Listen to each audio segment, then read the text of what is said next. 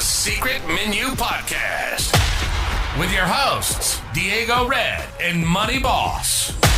Brought to you by Rebel TV, the Rebel entity. Live from the West Side and worldwide. Real ones know what's up, and if you don't, you get the point. Tap in. It's the Secret Menu Podcast.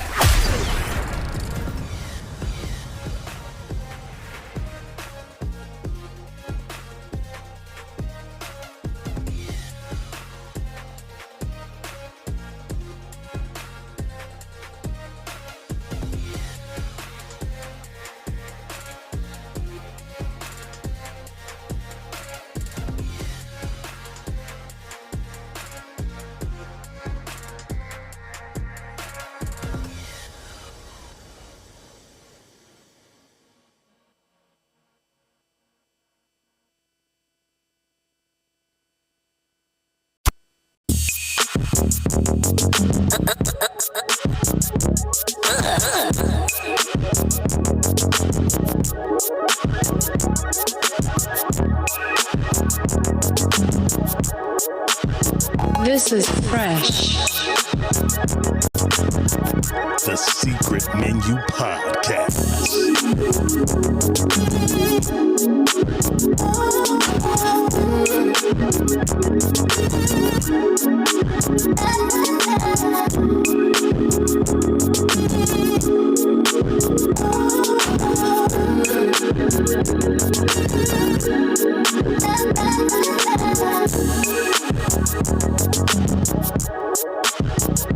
This is fresh.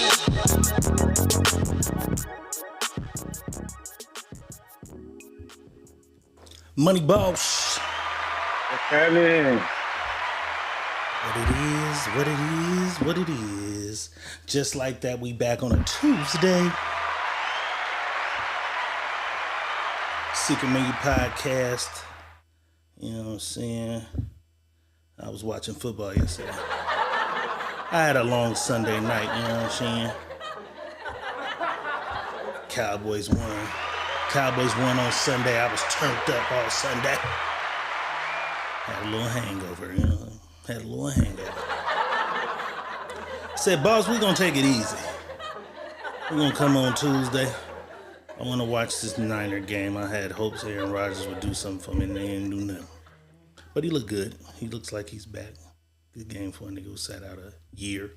You know what I'm saying? Boss, did you watch any football at all? I watched college football. I watched part of the Texans and where were the Texans play? I forget who the Texans played. Texans play. What the fuck did them niggas play? I can't remember. I think I watched part of that game too. I can't remember either. I can't remember. Shout out to everybody who team who got a win. Atlanta got a win? No. Y'all lost? We lost. Yeah. Atlanta looked pretty good. I'm predicting No, Atlanta the fuck they didn't. I predict they're gonna do better. They looked bad the first game. Trash. On paper, they look good because you know we gamble, so we're looking at shit. Kirk Cousins, trash. Offensive line, trash. I kind of had them to win the division. Saints say the Saints gonna win the division. Shit, the Saints gonna win that division. They play like they played Carolina. They got us next week. Don't matter. They got we gonna gauge the Saints off of what they do with us. Now they do us like that, cool. They played Carolina. Everybody's gonna beat Carolina. If you're looking for a loser, choose Carolina. Put your bets in on anybody against fucking Carolina. They got a live game one. Everybody else had some meat on the bone. They got a live first one. Just like that, we back. I see Q Ball is in the house. Lynetta Smalls is in the building. What it do? Just Regina is here. She was like, nigga, where are y'all at yesterday? You know what I mean? Lashina's in the house. Felicia Riley's in the house. Kimberly Williams is in the house. King LD's is in the building. Andrea Albaran is in the house. Shout out to everybody else that's pulling up that didn't make a comment. Money Up Snow is in the building. I see Sarah Fradu is in the house as well. You know what I'm saying? Secret Menu Podcast, just like that. We back on a Tuesday. You know what I'm saying? We ain't gonna waste no time. We're gonna get right to it. Diego Red is in the building. Money Buff is safe and back in his own village. Yes, sir. Yes, sir. Yes, sir. Got a phone call from your mama today. Uh-oh. And this was crazy because your mama was I didn't know what was going on, but she was highly upset that I wasn't in town this weekend. She gives me a call today. She say, "You couldn't tell me you was out of town. I had to see it on motherfucking your podcast shit." And I'm like, whoa. You ain't never talked to me like this. What is going? Yeah, control yourself, mama. You ain't never talked to me like this. She's like, I'm just sexually frustrated. This nigga Robert Earl ain't doing it, and you playing. I said, hold on, wait a minute. I left y'all alone. I went back over there and tampered, and I shouldn't. You started some shit. I left y'all alone. You started some shit. So your mama's back on the hot list because she's saying she wanted more now. So your mama's back on the hot list. They say leave them ladies alone. Leave them alone. Leave them alone because when you give them a little bit, your auntie is texting right now. Leave them alone. 1 degree in the house. Shout out Bruce the Barber in the house. You know what I'm saying? Okay. The town is in this thing tonight. You know what I'm saying? Pulling up on us tonight. Pulling up on us. We're going to start this shit off on a somber but a very celebrative note. Very rarely do we celebrate when somebody passed. You know what I'm saying? We lost somebody. We lost an iconic figure. We lost somebody bigger than the game itself. We lost somebody who paved the way for so many people in so many lanes that it's just incredible. 93 years old, man. We lost Big Dog. You know what I'm saying? That's what I like to call him. We lost Big Dog, James Earl Jones. Rest in peace. King Jaffe Joe. King Jaffe. My son just came to get his royal oath. The Lion King. This nigga was a king not once but twice. Simba. And my favorite villain of all time. Luke's daddy, Darth Vader. Luke, I'm your father. This nigga, Darth Vader, was a deadbeat. You know what I'm saying? He dropped one off on a whole nother planet and kept it moving. Darth Vader, man. Rest in peace, James Earl Jones, man. We love you, 93 years old. A phenomenal, extraordinary life. 93. Like, what more could you ask for? 93. Do you want to live to be 90 fucking 3? I want to live to be 153 because I'm gonna be in shape. Let's go. I'm gonna look like I'm 90 at 153. Yeah, because James Earl Jones ain't going to the gym. He looked all right in Coming to America 2. But I kind of could see it like, okay, my nigga getting old. I had no idea he was that close to 90 because Coming to America 2 was probably like 2-3 years ago. My nigga was like 90 in Coming to America 2 when he came in here and was like, he didn't like the wife, like, you know what I'm saying? Like, I said, this nigga, I could see him looking old, but I didn't think 90. You know what I'm saying? My nigga looked phenomenal to be 90. You know what I'm saying? Secret Menu Podcast, man. We back. My nigga said 153, though. You know what I'm saying? That's what we on. We living. 153. We breaking all records. That's what we on. We living, man. How we gonna start this? This is how we gonna start this. We're gonna get right into the bullshit because the timeline has been crazy. Everybody's been frustrated. Some people excited. Some people upset. We're gonna get to all of that. Football season just started. Sunday, game 1. Well, I guess Thursday, Friday had games. But this is the first. This was the first week of football. First Sunday. Football just got cracking, and the bullshit has already began. They already have released and announced your Super Bowl 25 halftime performer. Kendrick Lamar. In fact, he announced it himself. Let's take a look. What the deal, everybody? My name Kendrick Lamar, and I'll be performing at Super Bowl 59. Will you be pulling up? I hope so. You know it's only one opportunity to win a championship. No round twos. Let's get it. Boom! I won't want you to miss it.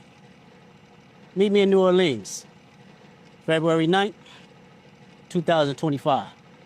Wear your best dress, too, even if you're watching from home. Let's go. Yay! That's what I'm talking about, man.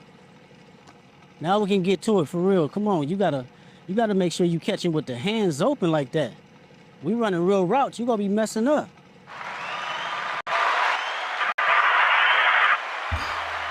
K-Dot. The West is in this thing. Kendrick is on a power run off of, I'll say one song. Some people will be like, it's not one song, it was the whole collective of the buildup, but his album was long ago. In retrospect to how music moves, he popped out on Future's record, hit some niggas with some shots, and that shit built into a battle, and he ended the battle with a phenomenal song, Not Like Us, and he ain't dropped a new album. Many people speculated a new album was coming. It's a rollout. I was one of them. But I'm like, damn, when I saw this, I said, what better rollout than doing the Super Bowl and then dropping your album? You know what I'm saying? How do you feel about Kendrick Lamar being the chosen halftime performer for the Super Bowl? Let me give y'all this. And this is why it's so great, right? He did the pop out. He had this battle. He did the pop out on Independence Day or 4th of July or whatever, right? They come around, spin the donkey on him. They give him the Super Bowl, right? They give him the Super Bowl. Super Bowl is what month? February. What month belongs to black people? February. Black History Month. Black History Month. They know what the fuck they doing. He is one of the more blacker rappers. Come on. He's one of the more blacker rappers, but y'all know how niggas doing niggerdom every goddamn time somebody gets something, somebody wants to take it away. Controversy stirred. Super Bowl 2025 is in New Orleans. Po' boys, crab boils, motherfucking oysters, murders, heroin, all types of nigga shit is in New Orleans. New Orleans is rebuilding, you know what I'm saying? New Orleans is rebuilding, and they probably had more Super Bowls in New Orleans than they've had anywhere else I can think of. Anywhere else, right. Because I can't say that they haven't tried helping that community. But they bring it, for some reason, it's middle of the, is that middle of the country? That's New Orleans is kind of low. Kind of middle, kind of middle eastern. low of the country, yeah. But they fuck with New Orleans for some reason. I guess they do their statistics on revenue and where people come from to come and the money that's generated. They fuck with it. You know what I'm saying? Okay, King LD said crawfish. How could I forget crawfish? Synonymous with New Orleans. Bourbon Street. Drunk than a motherfucker. It's many things that come along with New Orleans. You know what I'm saying? Right. But because it is in New Orleans, and the fact that the Super Bowl technically has never really fucked with too many rappers, even though last year's Super Bowl held in Inglewood, California had Dr. Dre as the headliner. He's considered more of a producer, organizer, arranger. He brought out 50 Cent. He brought out Eminem. Who else did he have? Mary J. Blige. Kendrick Lamar. Twice for this nigga. A lot of motherfuckers feel like, okay, Hov, you in office, nigga. We ain't had no rappers really headline. And then when you look at what the Super Bowl halftime show means, a lot of those artists say, I get paid nothing for this. But it boosts my revenue streams, my popularity, my music streams. It boosts everything 1,000%. Everything goes up. Niggas start playing old songs from back in the day. You got fucking Guns N' Roses, Arrow. You know, they used to hit us with all this shit that we didn't give a fuck about. Niggas would go outside during the halftime show and smoke a blunt. Then they started giving us some Janet Jacksons. I got a list though of all the Super Bowls, so we're gonna look into it. But they like it's New Orleans, nigga. And it's many niggas who really do this shit from New Orleans. However, there is a nigga who is iconic to hip hop, a pioneer for hip hop, and a beast on the microphone without a motherfucking doubt. Lil Wayne, who means so much to the game. Lil Wayne didn't pop out and say a motherfucking thing though. Lil Wayne didn't say shit. But a lot of people around Lil Wayne, or in correlation of some sort to Lil Wayne, were upset because they believe that Lil Wayne should have been the rapper because you chose a rapper to headline. Okay, this is the rapper headlined Super Bowl. You chose a rapper. When you place the two together iconically, it's a good debate. I can't put Wayne too far ahead of Kendrick. I can't put Kendrick too far ahead of Lil Wayne. Lil Wayne definitely inspired the younger of the two, which is Kendrick. Super Bowls kind of always pay homage to niggas with these old ass, like Usher. Was Usher last year? Yep. Usher was last year. I said Dr. Dre was the year before that. It's kind of always an ode to somebody who's great and on the way. Because Usher ain't had a classic album in years, but he has a montage of songs that go crazy that you can do for a Super Bowl.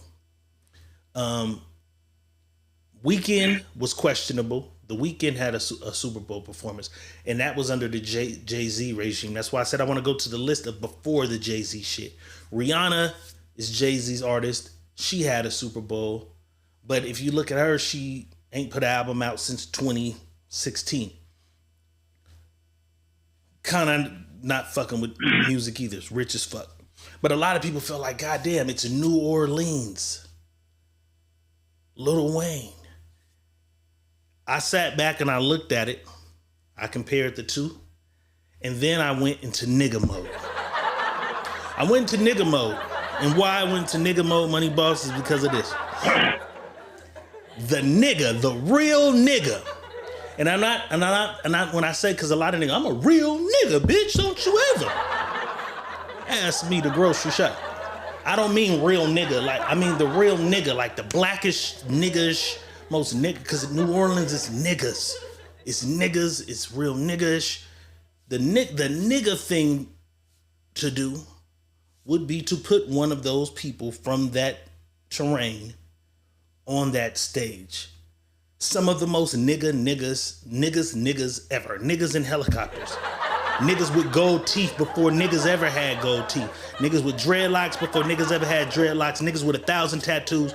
Niggas throwing money. Niggas throwing money on bitches. These niggas are some of the most niggas ever that broke a door down in the industry when motherfuckers was... Shout out Ho. I love Ho. But niggas... Hove was controlling the game and kind of was on Chris style, button-ups. These niggas came in Jabot jeans, white tees, soldier rags, gold teeth, throwing money on motherfuckers, blowing money, fucking money off. Nigga shit. New Orleans embodies niggerdom. In a sense. So the nigga shit to do would be that. But now when you've elevated like Jay-Z and you have this corporate position and you have a Kendrick Lamar who has the biggest record in the world for a long motherfucking time. Ain't been a song this fucking big for a long fucking time. Bands are playing it. Churches are playing it. Kids are singing it. The marketable, most business-wise thing to do would be to book a Kendrick Lamar. But boss, how do you feel about the people who feel like That was a dream of a kid from New Orleans, from the trenches, Super Bowl in his city. Okay, you've had Beyonce here, you've had Aerosmith, you've had all these other, but you finally put a nigga in my lane, a nigga who does, because the excuse was it got to be world renowned, it got to be this, we got white people, and they finally got a rapper as the headliner, and I'm a rapper. And I'm one of the best rappers who ever did this shit. Top 10 arguably. Top 5 for some. Top 3 for many.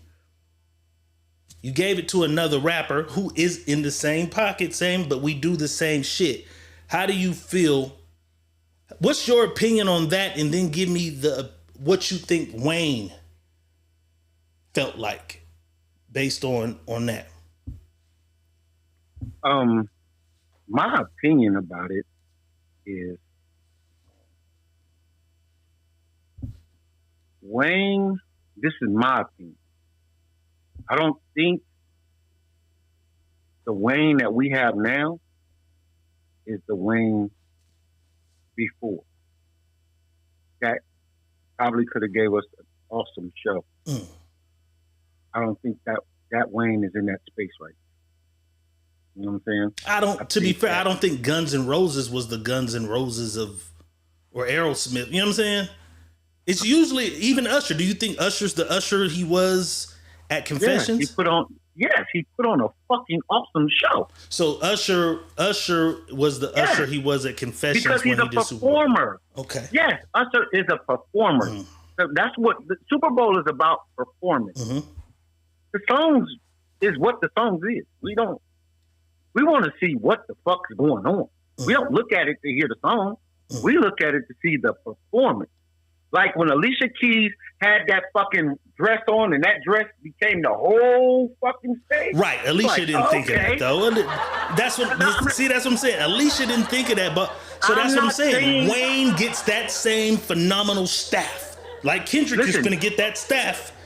They're gonna have the writers, they're gonna have the creators. They both get armed with producers, production, show producers. Wayne gets placed with show producers. In the same thing. Let's say Kendrick. Wayne get placed in the same shit. Yeah. And because Wayne is not a performer, and if you go look at Wayne from when he was younger to now, you can see the decline in his performance. He's not a performer. He's a rapper that gets on stage and raps.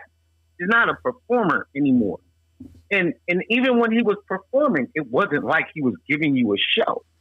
He was up there rapping, doing his rap thing. I seen Kendrick at 2 festivals. He stands and raps as well. So just take the pop out.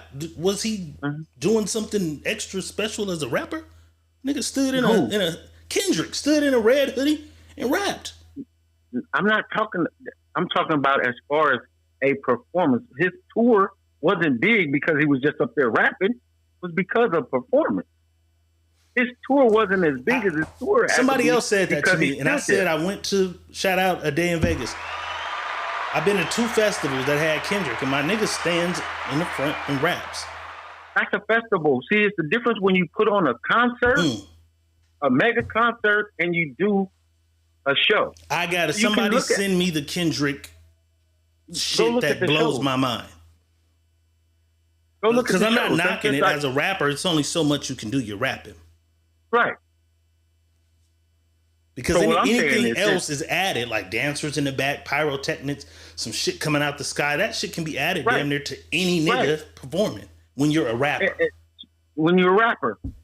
But you have to understand, Wayne is Wayne. Wayne gonna do shit the way Wayne. Wayne might not even want to go rehearse this shit. No bitches behind me. I don't want to do that. So for business, in the business sense, and Wayne has said these things himself. Okay, I want to be able to do what I do the way you do it, right? So when you do it, Wayne wants to do it. Wayne said it himself. I forget some of the fucking words to my songs because he don't write. Again, he don't write music. Wayne, the punch-in type of guy. Boom, boom, boom, boom, boom. Says it, goes on about his day. You know what I'm saying? So when you get that type of guy, you don't want the world to be in some kind of motherfucker doing that on there right now? Like, Wayne, did he come on this motherfucker high? You don't know what High to again. expect. High You don't know what to expect from Wayne. Right. So You know? So technically, Wayne has kind of done it to himself. Yeah, it's nothing nobody did. Wayne to kind of did Wayne, it to himself yeah. with the drug usage, And look forgetting at of his lyrics. decline of him. I will say Wayne has more songs than any nigga ever. Anybody. I did not get you deny not that. remembering I it, believe. but Right. I just saw Wayne New Year's Eve.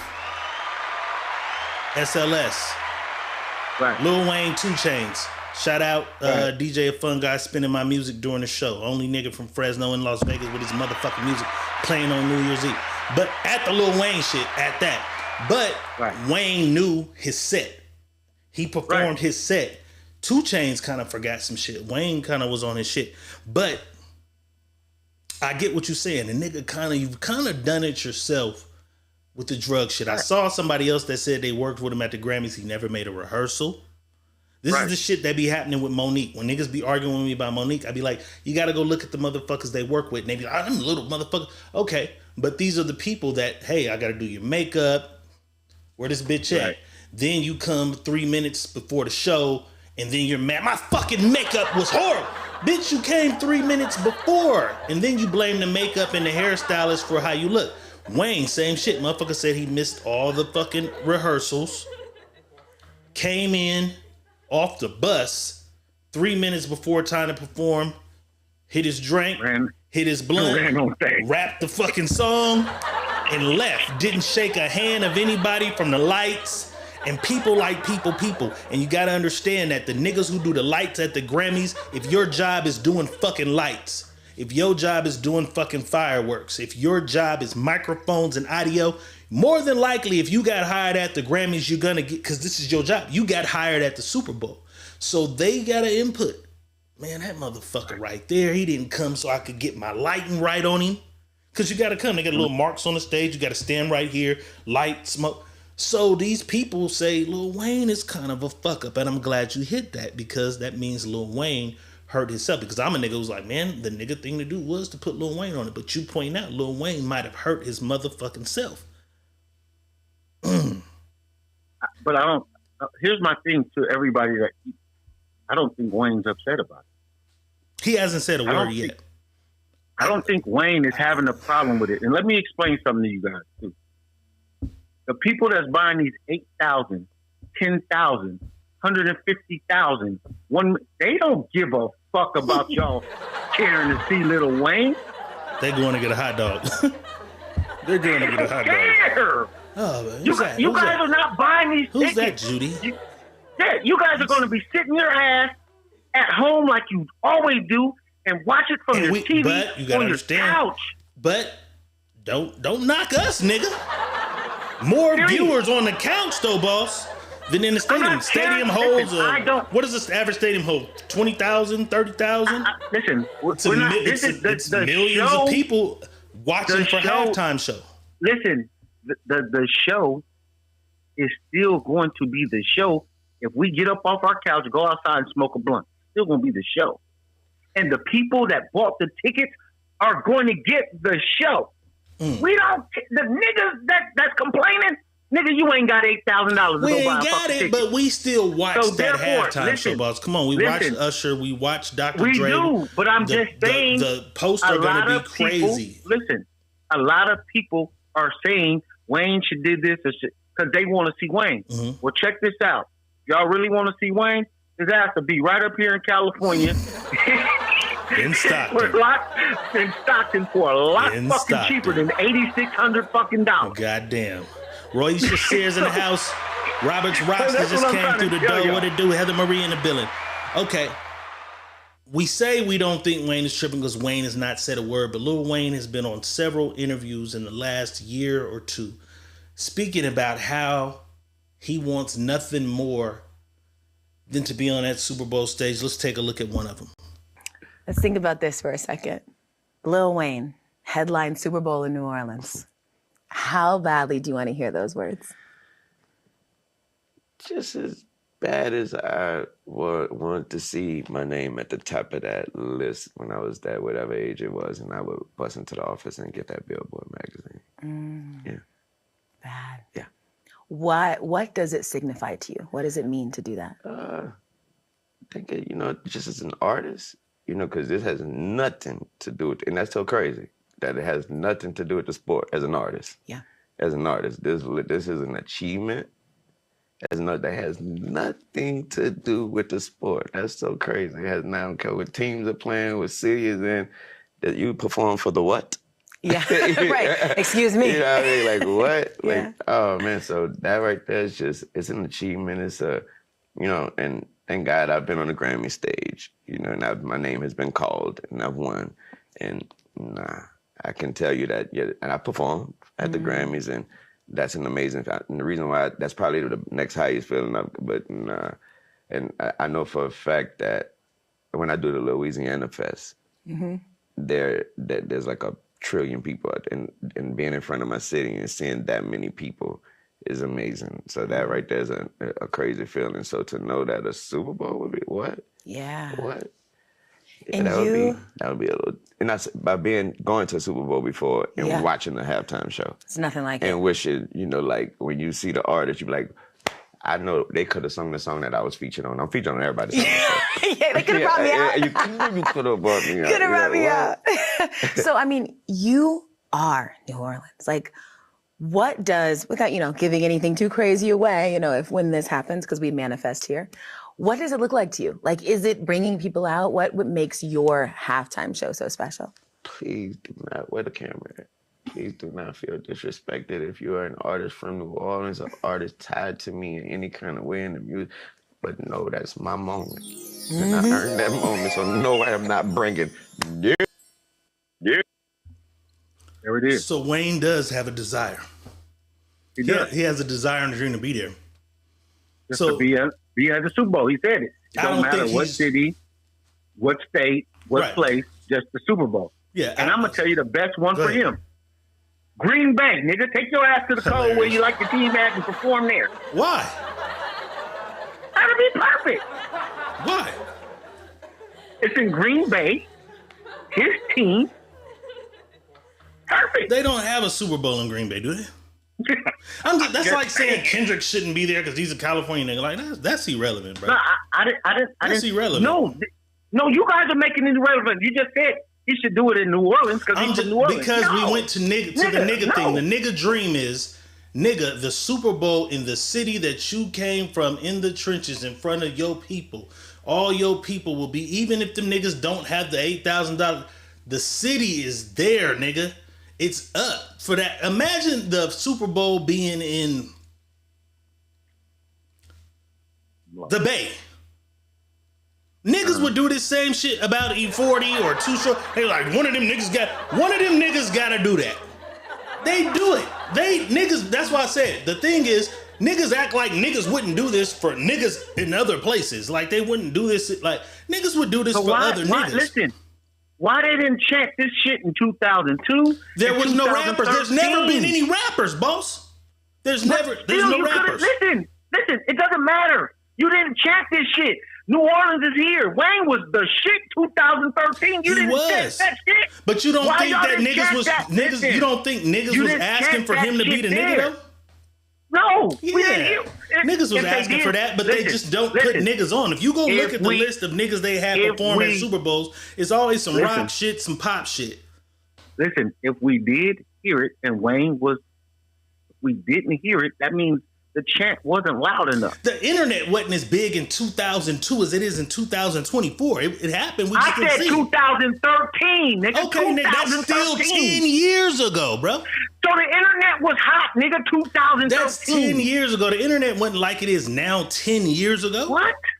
I'm saying listen, bro, all I'm saying is we didn't hear the chants about why they didn't pick Wayne. They picked you two. They did it as a whole for hip hop. A whole for hip hop is why y'all don't ever put no rap niggas on the stage. So that's what I'm saying is finally it's a rap nigga. How many rap niggas been on the stage? And a rap nigga. How many rap niggas been on the stage so far? One. No. One. No. Oh, I think somebody brought out Nelly with them one year. I'm not. And that's pop. Fuck all I'm that. saying it's been pop shit. I'm talking about a rapper, because we're talking about headlining. Right. How many rappers has ever been on stage? One. No, Dr. Dre, Eminem, 50 Cent. There was that year.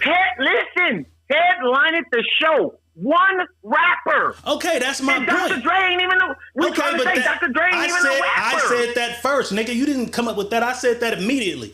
So my point. Okay, but we're saying Dr. Dre is not a but let me rapper. say my point. My point is now there is a rapper who is the head of picking the people who perform.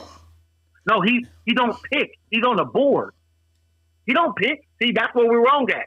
We're now he puts a thing in there. This is who we gonna. Bro. And they pick it. All you got to do is watch the paid. 50 Cent interview. Jay-Z single-handedly decides who the fuck, and then his marketing, yes he does, and then his marketing team, yes he does. Look. Just like as soon as Kendrick was picked, he made his post and explained why he chose Kendrick. Jay-Z didn't. Yes, he did. Yes, Bro, he did. Just go look. All right, the internet don't lie. All right, the internet don't lie. I'm just telling you what I know. You telling me what you believe or what you know. Okay. You know what I'm saying? I'm saying he picks it and then his staff works. Rock Nation is his company. So if a nigga in there said, right. I think we should have Maroon 5, and he say, fuck that, get it out of here. It's not happening. If Jay-Z is not saying that's what I want, right. it's not happening. Who's performing is who the fuck Jay-Z decides is performing. For right, sure. bro. If he's saying that ain't happening, it's not happening. It's my company. That's like you. No, bro. Money Boss and you Music, have a board, and they put you on the You field. have a board, though. You have a board. And the board picks, bro. No. It's not just my decision. It's bro, I promise you it is. I'm telling you, there's a board. That's why everybody is getting so tight, because they keep saying he did it. No, it's a board. He said a board in his company. The board they go to the board and say, okay, here's our picks. Who are we picking? Not I'm just taking like I this said, you're scared to look it up. I'm not. You look it up for me and let us know what to say. I'm running a show. Because I've already had that argument in a group, and I've already had to show it to somebody else. So you look it up and you show me where it is in his life. You know what I'm saying? All I'm saying is, if you think Jay-Z, who has an issue with a Nicki Minaj, because Nicki's upset because Megan is his artist, right? Do you think Nicki's going to open the Super Bowl? No, not if they not picked her. If they didn't pick no, her, but I'm no. just saying we got a direct problem. This is my company. This is my company. Rockefeller, Rock Nation, my shit. If I don't want you here, I'm just saying. You telling me he don't have the power to say, nah, that nigga won't be here. Not be here. Not okay, but you saying be here. You don't think he has any power to say this nigga won't be here?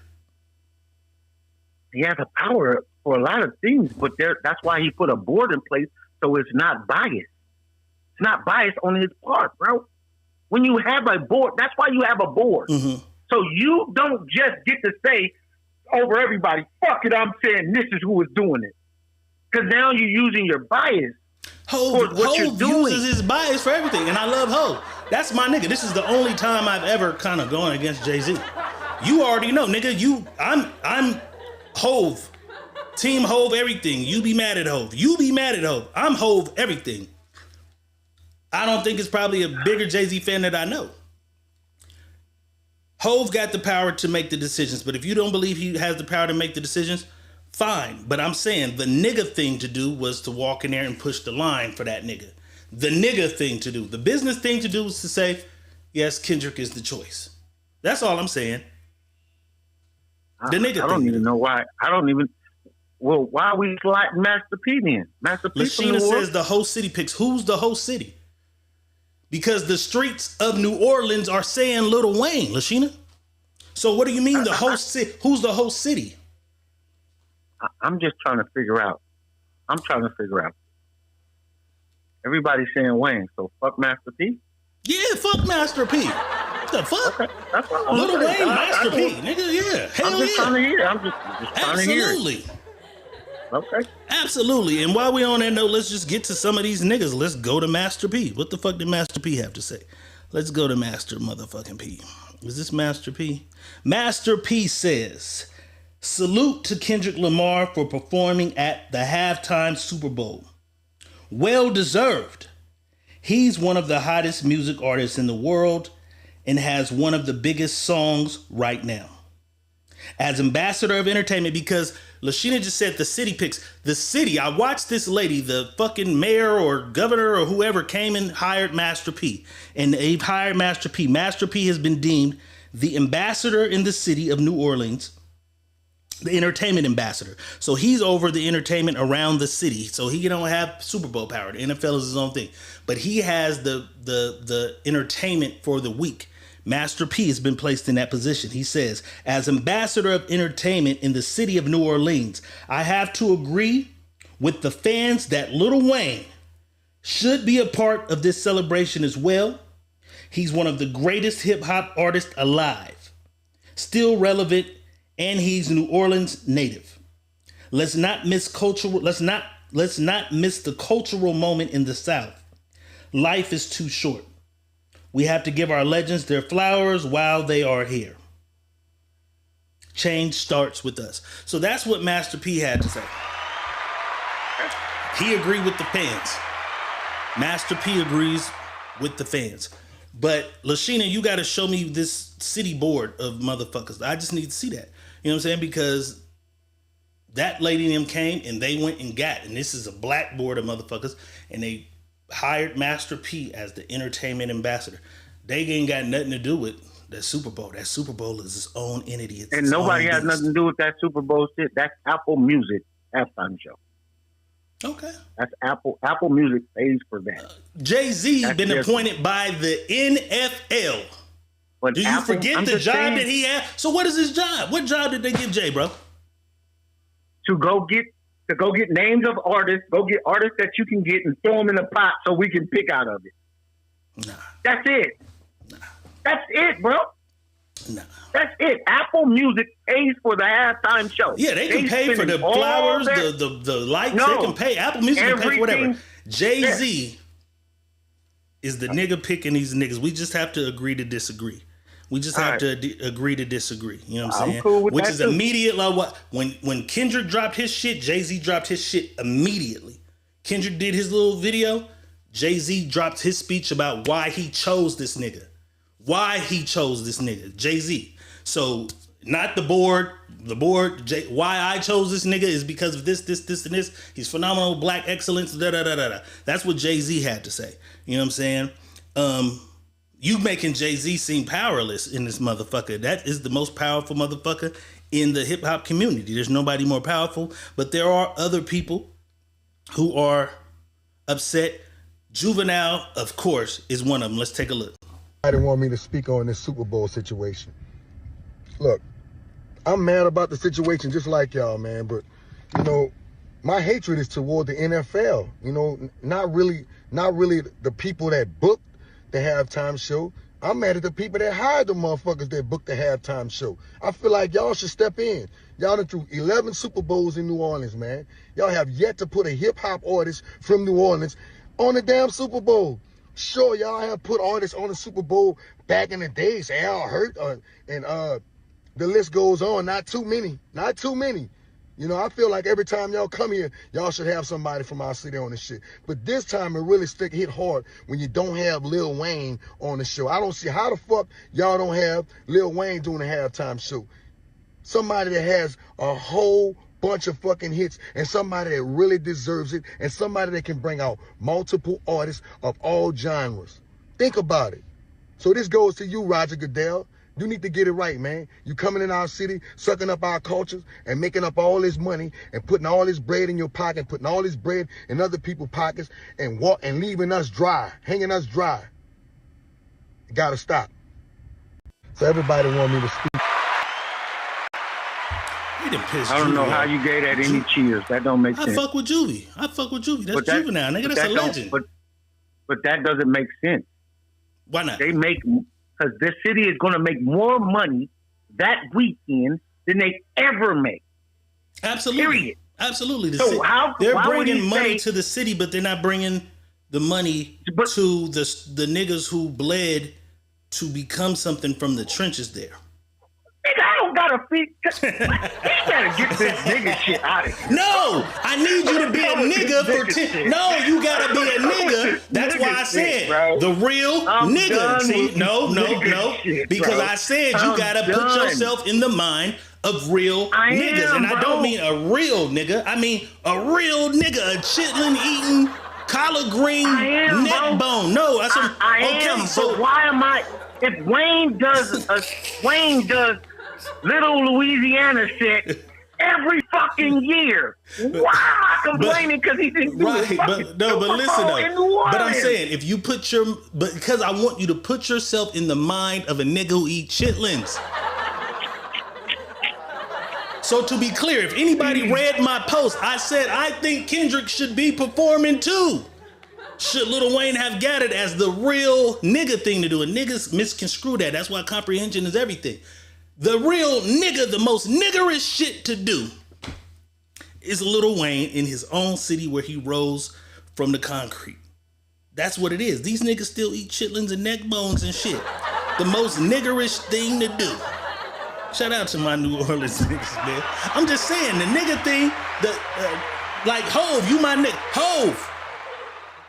When you was cracking lightweight and Juvenile got to cracking with the high nigga, you called and you asked, could you get on his remix? That's why these niggas is looking like that. Like, nigga, you not putting the beat in, nigga. You forgot about the other shit. Hove tells the story of, nigga, when I go to the South, I go fuck with Birdman. He said, I ride around in that purple, what the fuck is the car? He didn't even know the name of the car. The nigga Charlamagne had said the Prowler. Yeah, the Prowler. Yeah. It was just like the one you had. Yeah. He said, I ride around in the Prowler with baby. Nigga, you forget, because that's what I'm saying, the nigga thing to do. Now we got Jay, the businessman, the philanthropist who's putting water in Africa. He's helping prison reform and get niggas out of jail. Cool. These niggas who are niggas still is thinking about the nigga. Like, nigga, we did. They thinking 20 years back. Like, nigga, you supposed to be my nigga. You supposed to be back in the city like I came to throw you. Because everybody think when your nigga get on at UPS, what he gonna do? He gonna hire you. That's what you think. And your nigga is like, this nigga Diego be drunk. He gonna have a hangover. He gonna call out the first 3 weeks. He gotta think about his position as a businessman. But the nigga thing to do is, nigga, hire me. I'm your nigga. You the fucking supervisor at UPS, nigga, hire me. That's why this shit is crazy. Hurricane Chris got mad because 50 Cent just came and threw a comedy show and he said this nigga didn't have him at the show. Went on a rant. They was like, it was some New Orleans niggas here, Hurricane. But now Hurricane looks at this shit with Lil Wayne. He spins the block and had this to say. Let's take a look. So now you niggas understand it, huh? Same up I was just saying 50 Cent did in Shreveport. Now it's happening in New Orleans on a bigger scale, so people like Master P come in on it, you know, so now everybody understand. I just made this same, but I guess, you know, because I ain't my brother, motherfucker, get it. Well, I'm glad it's going down like it's going down. God told me to just sit back and motherfucker was going to be open. It don't matter whether you small or big. It don't matter whether you large. It don't matter whether you tiny. Homage is old. Respect is old. You supposed to pay respect to the mother lay the foundation before you. I wouldn't give a damn what your organization is. I wouldn't give a damn how much money you spent. I wouldn't give a damn what you did. When you walk into a house, you speak to everybody who live in that house and you pay respect to everybody who live in that house. I'm from the South. Now, wherever you from, you go do what you do wherever you go do it. But when you come to the South, y'all got to show more respect in this, bruh. We got our own culture here. Niggas coming down here laughing, playing games, thinking they just gonna use their money and take over everything. It ain't going down like that. We going back to that old. Oh, you niggas stepping on turf, gon' do what you supposed to do, or you gonna pack it up and get on somewhere. All the nice guy shit out the window. Trying to cop deuces. Take back every nice word I said to you niggas. Get your mind right, or we gonna make niggas get their mind right. How about that? So now you niggas understand. This nigga, he gonna have an aneurysm or something. He be so mad. He be pacing. He probably got holes in his ground where he paces at when he do these goddamn videos so much. Hurricane Chris is once again mad, but he's using this to build a point on his last point that niggas are coming there. And I understand the community, because that's what I said when he first made his point. Nigga, the hot dog, because we said it on here, the hot dog selling nigga makes some money. The janitor's gonna make some money. You know what I'm saying? Security guards will making some money. Parking attendants are making some money. Everybody's making some money, but these niggas feel like, oh, y'all think y'all slick. We get what you're doing. You're paying the minimum wage. You're paying the minimum wage to the peasants, to the niggas who begging for crumbs. But you know what I cost. You know what I'm worth. You won't throw none of these big dogs a bone, and we still in the game, and you supposed to be one of ours.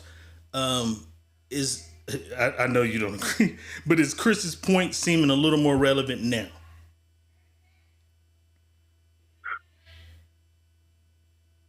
His point's always been relevant about what he's saying, but you're missing the point. Just because you wasn't on it, don't mean other people that wasn't from there was not on it. You just need to, you know what, bro? I'm just gonna say it. I know people don't want to hear it, but I'm gonna say it. This is why niggas will never win. Niggas ain't never happy. Niggas ain't never happy. Niggas don't be happy. You get what I'm doing niggas. Now? You get what I'm doing now? Period. You get what I'm doing now? I see. You get what I'm doing now. Back. That's why I sat back and thought about it. You get what I'm doing now. I sat back and thought about it.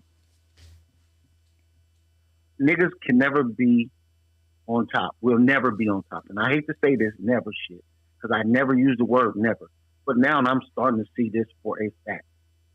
We'll never be on top because you motherfucking niggas. Now I'm sorry, I'm cussing like a drunk sailor tonight. You motherfucking niggas make me sick. You niggas don't like shit.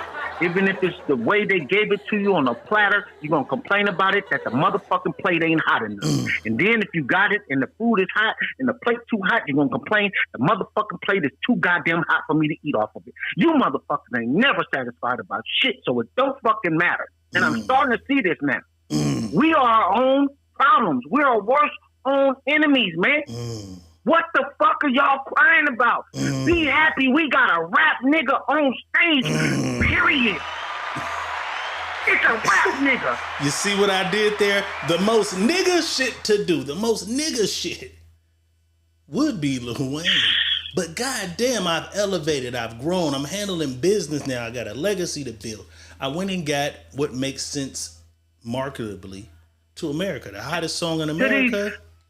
To these white folks that keep giving us these hundreds of millions so we can keep paying and making sure people get seen by multiple millions of people so your bag can get ran up when you get seen out there. Jay-Z, but what about me? Me. That's what's going on. Now y'all might see what I'm doing here. I've seen some people mad at me and shit, but now y'all understand that we spent the block because this is psychological. The most nigga thing to do. We don't have to tear down Lil Wayne to big up Kendrick Lamar. They both black brothers, both with a fire skill set. Both could do this shit. But when you do the math and you do the numbers, the nigga that belongs on that stage is Kendrick Lamar. Period. He belongs on that stage from a business standpoint. And if this nigga Jay-Z is in a position to do that, you could do the most nigga thing to do, which is New Orleans nigga. Because it sound fire. New Orleans, with my New Orleans niggas, this nigga gonna bring out these niggas. And it sound right, but the people in the audience is like, what the fuck is... the fuck is this nigga shit going on? Because guess what that brings? You keep your body clean, niggas, when Wayne bring all them niggas, all them niggas got an entourage too. So little Bobo coming, fucking up some shit. Little John coming, fucking up some shit. It's gonna be some little Hey coming, fucking up some shit. Because guess why? This is our city. So guess what they gonna do? Them bombard the fucking Super Bowl with they niggas. Absolutely. Oh man, move. We ain't doing nigga shit. We gonna grow.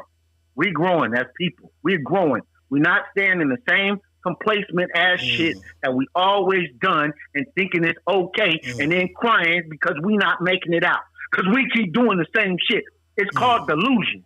You're delusional if you think you keep doing the same motherfucking shit and thinking you're going to get a different result. Now you're not only crazy, motherfucker, you're extra delusional about it. Right. And we need to stop being delusional as black folks and start moving forward. We can't get to the top of the mountain if we keep on taking the same step that we knew made us slide down that motherfucker to start back up again. Right. So as You I gotta said move on your my post, footsteps somewhere else. as I said on my post, the real nigga thing to do this is Lil Wayne.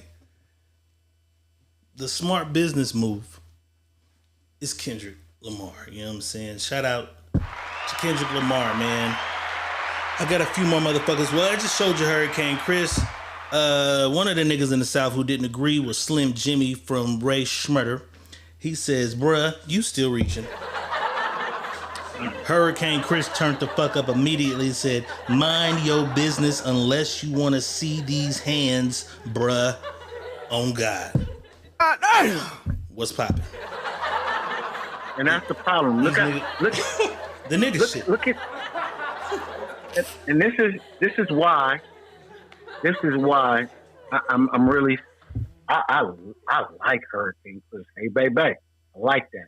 After that, whatever you did, whatever happened to you, Halle Berry was fired. Halle Berry was fired too. But whatever you did or what happened to you, you're angry about it. Instead of being angry about it, reinvent yourself, nigga. So niggas will understand who you are when you went through whatever you went through. You can't even reinvent. But look, low key, he reinvented himself as an angry blogger. And see, this is what. The nigga kind of did. He's on Vlad doing these angry interviews. He's in his driveway doing angry interviews. He kind of did. But that ain't working. That ain't working for you. Because, nigga, you rubbing niggas the wrong way when you the angry blogger. That don't work. Get back to making the music if you feel like the music did something for you. Get back, reinvent yourself. 2 Chainz did it 3 times. 2 Chainz reinvented himself 3 times, called himself 3 different names. You niggas act like you got to stay stuck where you started at. You don't. Reinvent yourself. People understand. I reinvent myself every time. So when y'all see me, it's new cars coming. That's my reinvention. My reinvention is, oh, he did that before. Oh, no, he didn't do that one. Oh, now they did this. He didn't do that. Now he's doing this. Well, these niggas I've shown you are not the only niggas mad. I had to say one of the bigger ones. 2 of the bigger ones for last because Big Dog is upset. The biggest of the big dogs is upset. Birdman. All Birdman had to say was, these niggas is pussy. Nicki, Drake, Tunchi, YMCMB.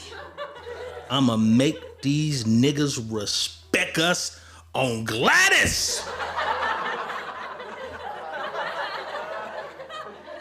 And then his next tweet said, hating shit for real. So Birdman's pissed. We won't even dwell on Birdman. I mean, he argued. He's in a position.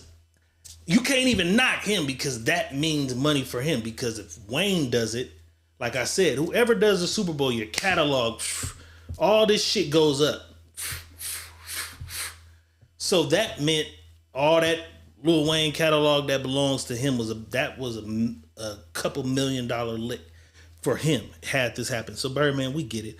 And you gotta ride. You can't see Juvie, Nicki, and all these other motherfuckers going and you don't go. We get you, Birdman, but we know Birdman ain't the most sharpest crayon in the box.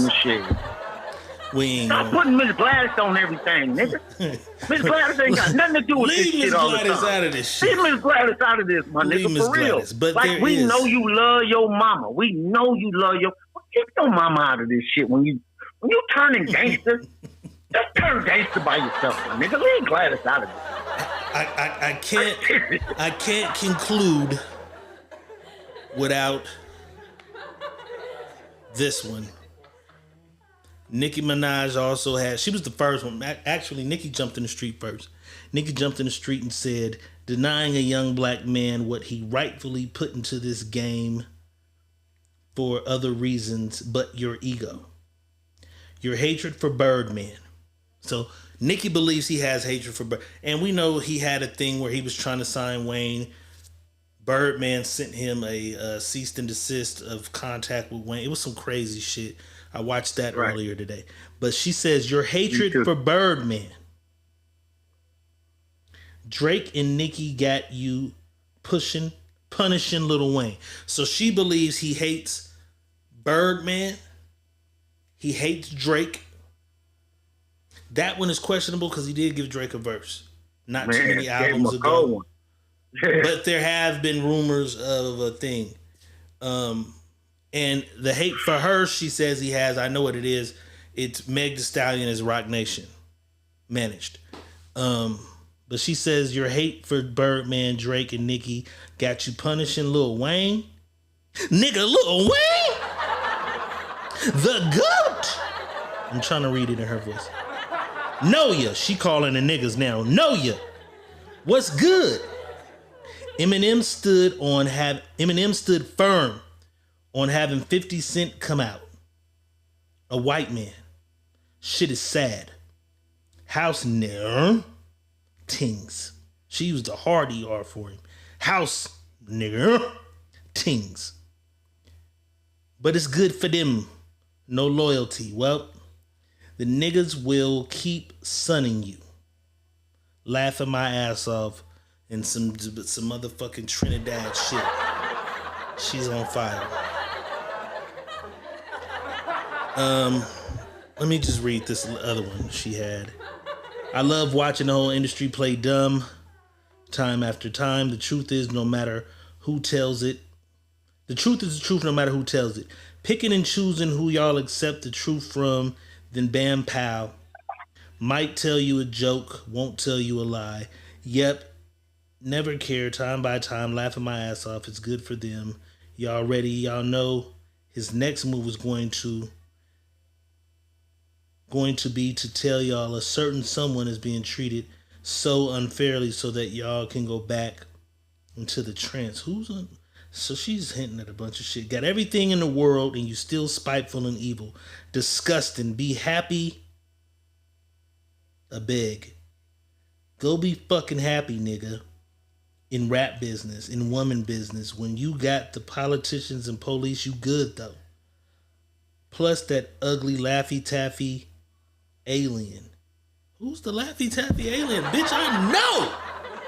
Let me take this shit off. Bitch, I know you ain't calling Beyonce no Laffy Taffy alien. Bitch, what is you saying? Tried to tell y'all, but y'all wanted a brunch. Now she hating on the brunch. I'm on a fucking roll. Wait, hacked. I don't know. Nicki's pissed the fuck off. I know you already don't agree because of what's going on. But when you put yourself into the mindset of niggas once again, can you kind of sort of see where a Nicki, a Juvie, a Birdman, it's disappointing. It's disappointing because you want it not to justify what they're doing to lash out about disappointment, but they doing what niggas do when niggas is disappointed. But you can understand disappointment at least, right?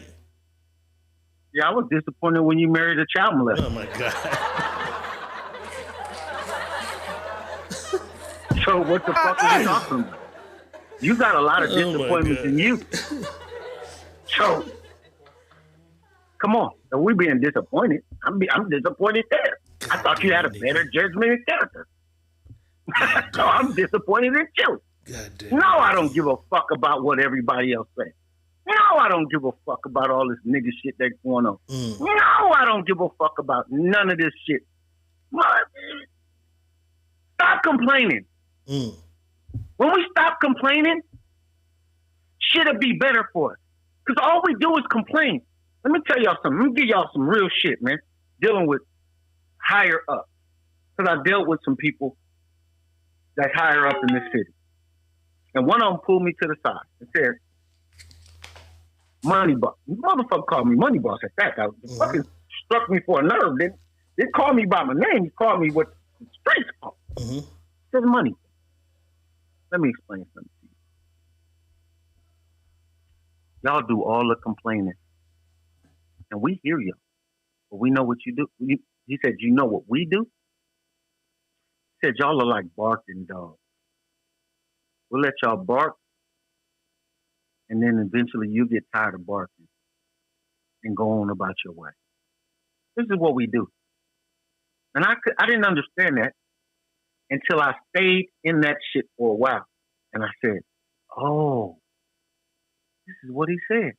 The niggas, oh, man, this, that, and the third. Man, this, that, and the third. You know what I mean? This, that, and the third. I want this, I want that. I'm like, damn, I'm watching them. And I'm talking about they going strong for 3 weeks. 4 weeks, we start losing momentum. 5 weeks, start losing the people. 6 weeks, I'm standing there by your goddamn self. Like, what the fuck happened? Hell no, we won't go. Where the fuck what happened? Where the protests go with me? You was all by your goddamn self. All by my lonely. So what I'm saying to people is, let's stop complaining. If we ain't gonna stand on complaining, let's stop complaining. All we do now is move to a new motion to find out how do we get better as people as a whole. We don't gotta knock nobody because it didn't go the way we wanted it to go. Life don't go the way we want it to go. So because it don't go our way, now we gonna complain about all the shit that's going the way it's going now? That's what's getting us in the rut. Put your mind into the mindset of a real nigga. Not a real nigga though. Not an upstanding man, take care of his kids, pay real niggas. Like niggas. Niggas, bro. When you see the fight videos and shit outside the club, bitches dog walking bitches. Niggas doing massive store runouts. These is the niggas. Them are niggas too. Shout out my niggas. But these are niggas, and they don't think past the shit that they can see. You know what I'm saying? That's their fault. And that's why we gonna lose as a whole. Oh, wait a goddamn minute. Franklin Hatchett is in the house. And Franklin Hatchett says Boosie ain't complaining. Well, I'm glad you said that, Franklin. Because I beg to goddamn differ. You know what I'm saying? Let me see where this shit at. Who is this? Oh, goddamn it, Franklin. I almost got out of here without my nigga. I'm glad you brought that up. Lil Boosie. Lil Boosie says y'all acting like y'all cool with how they playing it for the Super Bowl. The most cultural city in the USA, New Orleans, smack in the face to every hip-hop legend from Louisiana. This shows they never wanted y'all to kick in the dough in the first place because they still trying to lock it. Super Bowl 22 was in Cali, and Cali artists were allowed to do their thing. It was a great show. But now it's in Louisiana, and Louisiana legends can't do their goddamn thing. Lil Boosie. So Franklin, I beg to differ. Lil Boosie's pissed the fuck off too. I almost forgot Boosie. Shout out Lil Boosie. Boosie mad too. Boosie mad too, boss. I don't know, bro. All the niggas from Louisiana that ain't a nigga from that motherfucker not upset. You know what I'm saying? And for me, I'm not even mad that they're mad. I'm mad that they're still complaining. It's already happened. It doesn't change. It's only been a 2 day. It ain't been that long. It doesn't matter. The day they announced it, boom, I'm mad. I'm over it. So let it be. These is they posts from that day. They got to get their shit off. Let it be. Now let's find out how we control the narrative. How we're going to control the. See, that's the problem right now. We're worried about what the fuck they done did. Let's control the narrative. If Louisiana is that motherfucking big, Louisiana is that shit for y'all, motherfucking tell NFL y'all ain't coming to this motherfucker. How about that? Book up, get behind in the city, get your mayor, get in your mayor's ass, get in your politician's ass over there and tell them, fuck no. The only time you come in here is having a halftime show if our people is doing it. It's going to be a lot of robberies. It will be a lot of robberies. So if you are, it's always a lot of robberies at Super Bowl. But if you are going to Super Bowl New Orleans, I advise you be extra fucking careful 2025. Because niggas is upset and it's going to be some shit. Rappers, do not wear your chains. You know what I'm saying?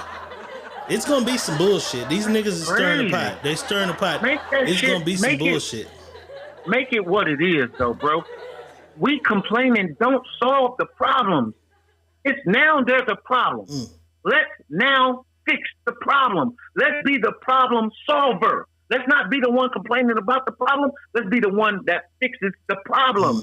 And that's what's wrong with black folks, because we complain about it, but don't never come up with a solution to fix what we're complaining about. Because we're going to go complain about it again when it don't happen the way we want it to happen. Let me touch on a couple comments. Franklin Hatchett says, I believe Kendrick's going to bring some of them out. When I first saw people say that, I initially said no. He has his own people to bring out. Nigga, the Super Bowl is a dream for Schoolboy Q too. The Super Bowl is a motherfucking dream for Ab-Soul. The Super Bowl is a dream for J-Rock. And these is the niggas I slept on the floor with. These is the niggas that I brought out at the pop out. These is my niggas that are on my songs and shit. Now with all of this shit happening and going on, he may bridge the gap and say, you know what, let's include some New Orleans shit so that I can kind of kill the... So he may now. But if nobody said a word, I don't think his show would have been there. I think his show would have been a Kendrick Lamar show, the way Kendrick Lamar does his show, and he brought his niggas out, and because it's a dream for any nigga ever, whoever did music, nigga, that's a dream. And it's a dream for these niggas who've been right here with me. It's a dream for the niggas, even if you just my nigga that in the sky. I brought this nigga, don't rap, don't make a beat. His nigga's gonna be up in that skybox eating motherfucking escargot and shit they never had watching the game from the skybox. Now, them niggas that he got that rap, he got a little nephew or a cousin, Baby Keem that rap. Nigga, it might be the opportunity to get this nigga the biggest platform because he has a label, PG Lane. Only artist on that motherfucker is Baby Keem. So this is a chance to put your artist in front of the world. This is a chance to give your homies they chance. So hadn't it went this way, I think he would have focused on Kendrick Lamar, possibly a new album rollout, and letting some of my niggas live this dream with me that we fought to make it here. Same shit Lil Wayne would have did. You know what I'm saying? I think his album, I think he do got an album coming out. I think the album's done. He's waiting. K6L. I think it's called K6L or some shit. They already had a name on it. But listen, I believe, this is my belief, and everybody has their own belief. I believe from the gate he was going to bring Wayne out when Wayne has a song. I believe because who he is, the nature of him. Do they fuck with each other though? Because when the beef started, Wayne was out on stage and he was chanting, "They hate on us. They hate on us," or some shit one night. And they was like, he don't want it with Wayne. It looked like him and Wayne was finna go up. Right. So, but because Drake and Wayne is this. Do you think Wayne would, but do you think Wayne, I don't know if would Wayne go would stand accept next it. to I'm a nigga? saying, if this is my nigga that signed to me? I'm saying this is what I'm saying. Him being who he is, knowing where he's at, he would pay the homage because of who he is, because how he tries to bridge gaps. He would pay the homage to bring out Wayne. Now, would Wayne accept it? Would be, I don't know. Because of you playing the politic role of, well, why you go stand with that nigga and you, I don't know, bro.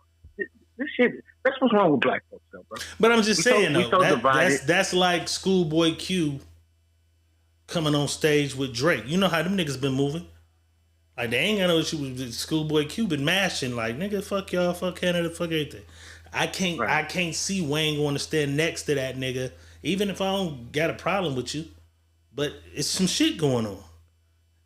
Deep in Drake. I know what Drake just, nigga, I know what you just did to Drake. That would be extra killer if you went and stood next to that nigga. But maybe, I don't know. Franklin Hatchett asked, do they have a song together? They have one of the most amazing storytelling songs ever made, Mona Lisa. If you never heard Mona Lisa, go listen to Mona Lisa. It's a storytelling song. Greatest song ever. One of the songs Lil Wayne says he can't fucking remember, which is why he's never done it with Kendrick. But Mona Lisa is a phenomenal storyteller. Here's our answer too. You know what I'm saying? They have a phenomenal song. Leo says, where's that comment? I seen it. He says, where's it? I seen it. He said, delusion is at an all-time high with all of them. There's no way that they really thought the NFL was going to allow any of their asses to headline. You're saying what Boss said. It's the Super Bowl, nigga. I think Wayne is worthy. I won't say Juvenile. I won't say Master P. I won't say Lil Boo. Lil Wayne could. Let's say there never was a Kendrick Lamar. Lil Wayne, we can't deny. Our love for Kendrick should never let us slander what the fuck Lil Wayne did. But Wayne is, and his and I run never was. slandered him. Lil Wayne has Never one of the slander. most phenomenal motherfucking runs and Catalog, movements in yeah, hip hop and runs, ever, yeah. bro. Lil Wayne definitely, and that's the other thing. People are like, well, what the fuck is Kendrick's playlist? It's Super Bowl. What 6-7 songs can you put to make the Super Bowl show like, oh my God? They say niggas just want to hear Not Like Us 7 times, and that's the show. No, he's gonna play. I guarantee you, I can name some of the things he's gonna play that I feel like he would play in there, and We Gonna Be All Right would be one of them. We Gonna Be All Right? Yes, I fucks with That's that. That's gonna be one of them. Not Like Us last for sure. Not Like Us is gonna be one of the ones. Kill My Vibe, maybe. Kill My Vibe. No, I don't even think he'll do Kill My Vibe. I think he'll do Swimming Pool. Pull I up. think he'll do swimming. Yeah, Drink. Pull Up. Drink. Headshot. Drink. I think he would. He has. Nah, Kill My Vibe is coming. If that's okay, coming. let's take it. Bitch, don't kill my vibe. Yeah. Kill My Vibe. Swimming pools. Swimming pools. I just looked them up. I said, and I was picking the ones that I thought he would do. Just me saying, okay. Because he got to have like 6 or 7 songs. And then put them in the comments. Put them in the comments. Put them in the comments. Put them in the comments. We trying to put the playlist together now. Money Trees. Money Trees. He'll do that. He'll do the Money Trees. Humble. Be humble. Be humble. Sit down. Okay, humble. I'm fucking with. Yeah. Now I gotta make a Kendrick Super Bowl playlist. I gotta go through. The first album is The Monster. And he may do. You think so? King Kunta. That'll be crazy. Listen, I know he'll do it. He'll do that because he don't rap on that motherfucker. It's like it's Black History Month. It's Black History Month. You gotta think about. Bitch, where was you when I was walking? King Kunta. I don't know about King Kunta. I'm just saying, this me saying. Yeah, but with the choreography, with the slaves that he had. King Kunta. You remember he did it on stage with the chains and all. Yeah, with the chains. Yeah, King Kunta. Okay. So, but then he would do whatever songs he got with other people that he would bring out. You know what I mean? Rihanna. He got Rihanna on some records. Yeah. He got Schoolboy Q, J-Rock, Absol. He got Drake them songs. Cool, so that ain't happening. Yeah. So and that's what I'm saying. That Wayne thing, and we looking at it this way. I don't think Wayne would come out. I would hope Wayne would come out to give New Orleans. Yeah, DNA. I seen Max. I seen DNA too. DNA. I said he may even hit him with DNA early. Just to be, you know what I mean? But he got some songs he can really, and then mix in with the artist that he got, you know what I mean? That he can come in and do some other songs with. Yeah, that's him and J-Rock, right? The hood gonna love it. That's you ain't gotta like it, but the hood gonna love it. I don't see him doing that. Cause that's a J-Rock song. We gonna see, man. Yeah. Shout out Kendrick Lamar. I know we went a little long on this, but we had to do this shit because the whole timeline is in an uproar on both Facebook, Instagram, and fucking X. everybody's upset. It's crazy shit going on. We just in an uproar because us as black people. Watch how fast this guy down. Super Bowl's not we'll the thing. forget over everything. But then it's gonna come back. So imagine when it died down and it come back. When Super Bowl hit, everybody's gonna. So he gotta go crazy because everybody's gonna critique it. Hey, and we ain't the only ones because Cameron and Mace went in on Kendrick. And I'm like, my thing was like, don't be mad at Kendrick, nigga. Be mad at Hove if y'all mad, or be mad at Rock Nation as a marketing whatever. Yeah. Who the fuck is gonna say no if they said, Cameron, would you come out with a pink and do Super Bowl? Cameron's not saying no. Oh, I'm not that good right now. Let Lil Wayne. No, Cameron would have said, hell yeah, bitch, we doing the Super Bowl. Cameron would have not said no. I would have not said no. Lil Durk would not have said no. Like, nobody's saying no, so they really can leave Kendrick out of this shit while they mad. He just got to put together a great show. He got all the way to 2025 to do it, which really ain't that long, nigga. September, October, November, December. You know, he got 4 or 5 months, though, put this shit together. Now, remember I told you, this shit is going to drag on all the way to next year. Not like us. Look at what they did. Yeah. Strategic. This thing is crazy, drag on almost a fucking year. King LD says if you watch his videos, he's great at what he does. Videos and songs are different, bro.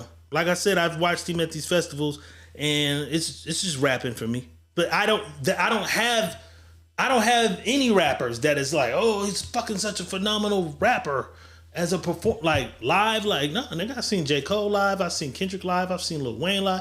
Like, nobody just blows me away. Like, even when they be like Busta, it's like, nigga, you rap fast in the motherfucker and then you run over here and then you hype man. Like, it's rap. Like, it's kind of hard to fucking, and you move and you jump around. Tour was dope.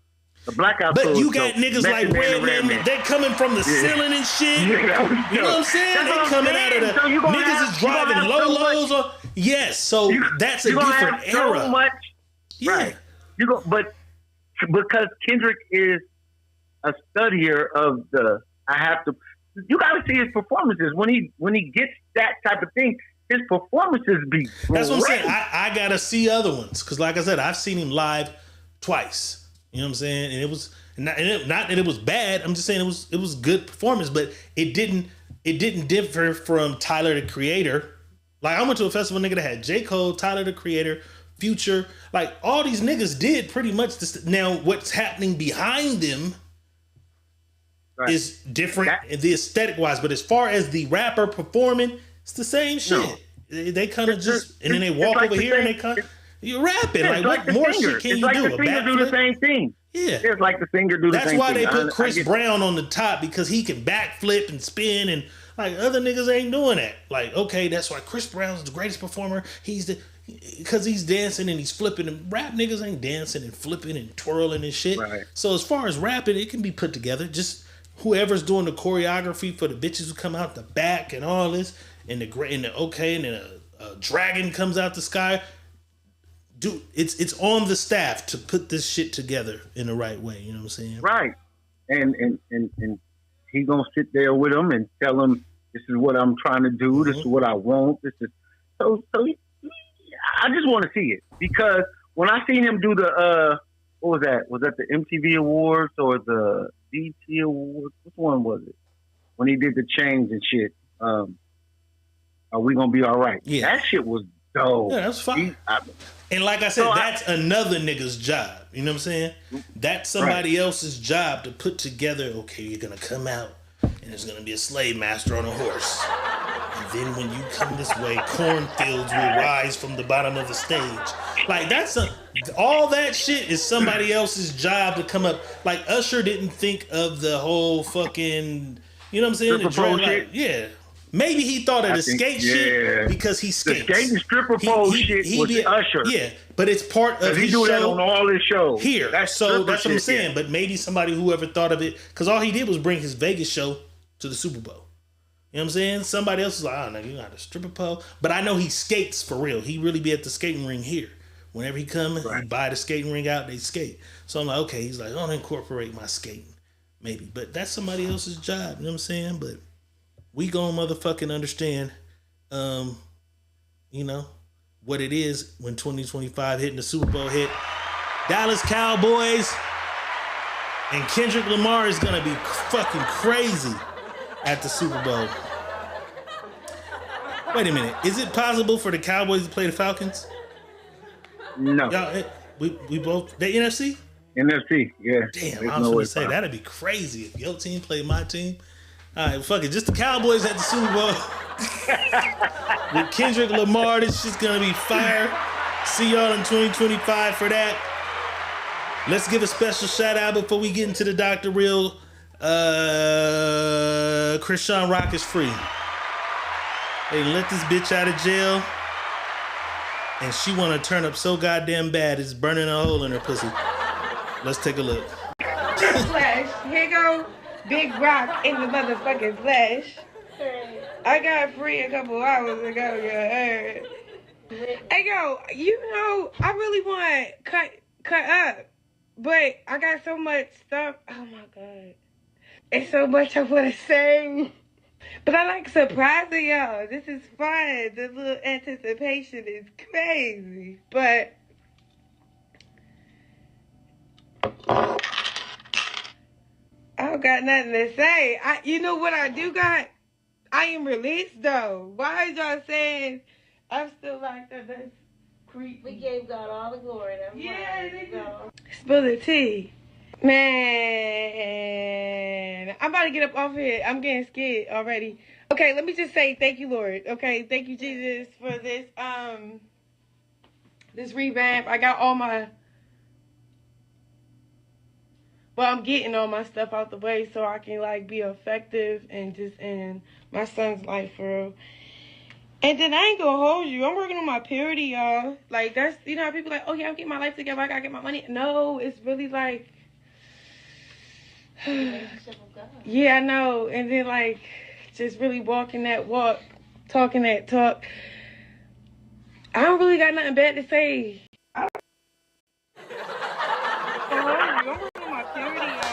Welcome home.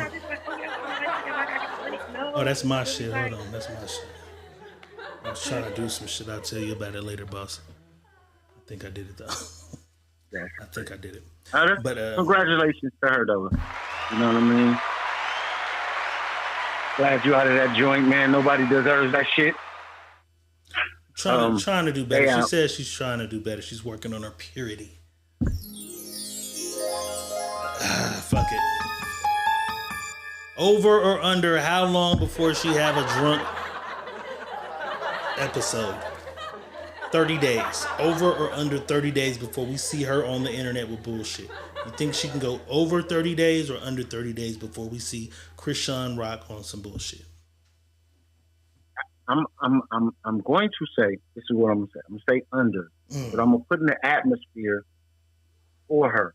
You're gonna go under means you're gonna say under reverse psychology. The bullshit is going to happen before 30 days. So it's going to be under 30 days. But what I'm saying is because I believe in what you put in the atmosphere, I believe this. We're going to put in the atmosphere, you're going to go 30, 60, 90 days with all this shit that you're trying to do so it can help you be a better person for your child so your child can have a better person in his life. That's what we're going to put in the atmosphere for you. Okay. King LD says he gave her over. You know what I'm saying? But her just saying, I want to turn up so bad. Like, bitch, I didn't even say that. No media training, like, bitch. Right. God damn. I mean, it's hard to break certain things that you're used to doing when you do it. And going cold turkey is the hardest part of doing something. So when you go cold turkey and don't understand what you're going cold turkey on, you're going to struggle with that. That's kind of really a big struggle. So welcome home. It's on you. You got a baby to think about. You got a nigga that you holding down that's in the pen. Do your shit. It's about that time though, bosses. You ready? We ran a little long. Let's do it. Let's motherfucking do it. In the comments, let me know if you see the stars back. The stars were back last show. I don't know if they're there this time. I don't know. Let's do it. Yeah, they there. They there. Okay, they there.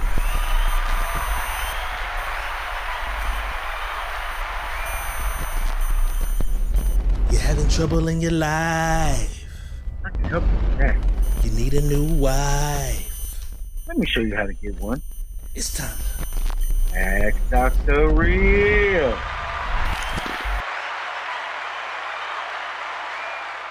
You having trouble with your man.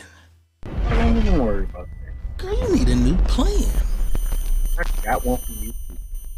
It's time to Ask Dr. Real.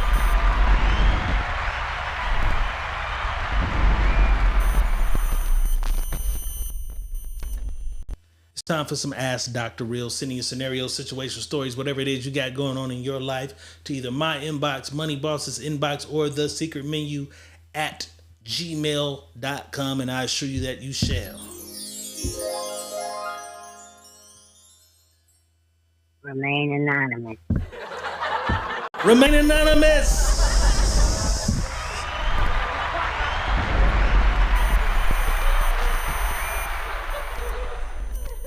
Remain anonymous. For all our Damn, smart people in the Heather audience. says she don't see the motherfuckers. I don't either. I thought I seen it, but I seen it. Yeah, I don't see them either. Them motherfuckers Support popped up. bias by sending stars. Yeah, I did. And for everybody in the comments and everybody watching the show, if you don't even know what anonymous means, that just means we ain't gonna tell them that it's your black ass calling us, telling us this shit. That's it. Black, white, Asian, Mexican, whatever. We don't mean just black ass. We don't just mean you. We mean all y'all. All right, boss, this young lady says, I really like this guy. We've been chilling and whatnot going on 2 months, really getting close to one another. So it crosses my mind one day. I've yet to ask him if he had any children or if he wants any for that matter. So when we got together later that week, I casually asked, do you have any children? He seemed to hesitate and then he laughed and he says, yeah, I got 5. I was shocked. I asked, well, but how many baby mamas? He laughed even harder. 5. I asked, did he plan on having any more? And he said he doubts it unless the person is the right person. I have none and I want at least one. So what I'm asking you is, am I getting myself into the turning lane immediately and making a U-turn? Or do I ride this out to see what it could be? But I must admit, as much as this is turning me on, 5 baby mamas is scary. It's about that motherfucking time, y'all. It's about that motherfucking time, y'all. It's time to ask Dr. Real. All right, pretty much young lady's dating the guy, feeling the vibe. Things are going great. Crosses her mind. I've never asked him, did he have any children? Hey, you got any kids? Yeah, shit. I got 5. How many baby mamas you got? 5. My nigga's 5 for 5. He's a champion. 5 for 5. He don't miss when he's shooting. 5 for 5. She doesn't have any kids, though. She doesn't have any kids. She's thinking about one day. 5 kids, 5 baby mamas is a little scary for her. She wants to know, should she jump in that turn lane and hit a U-turn? Or should she keep rolling down this road of excitement that she's on and see this shit out? Give this guy a shot even though he has 5 kids, 5 baby mamas, and she has none. It's about that motherfucking time, y'all. It's about that motherfucking time. It's time to ask Dr. Real.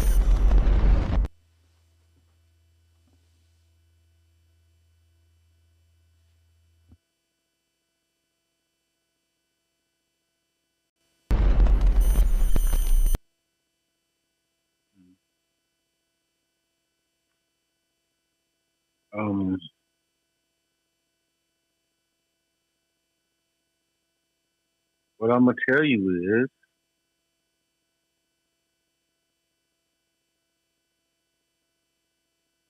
figure out what you're trying to do. Figure out what it is that you want out of yourself. And then from there, figure out, because it's 2 months, figure out where you see this going, or if you see this going somewhere. Because he got 5 baby mamas don't make him a bad guy. You know what I mean? It's women out here with five baby mamas. 5 baby daddies, and they turn out to be really great women. You know, so we can't judge somebody because of what happened in the past, or what wrong, or how it went, or what they got going on. So I'm gonna tell you this: figure out this situation for yourself. Like, understand everything that's going on in this circle. If you like him, if you don't like him, if you think you like him, or whatnot, you know, then figure it out.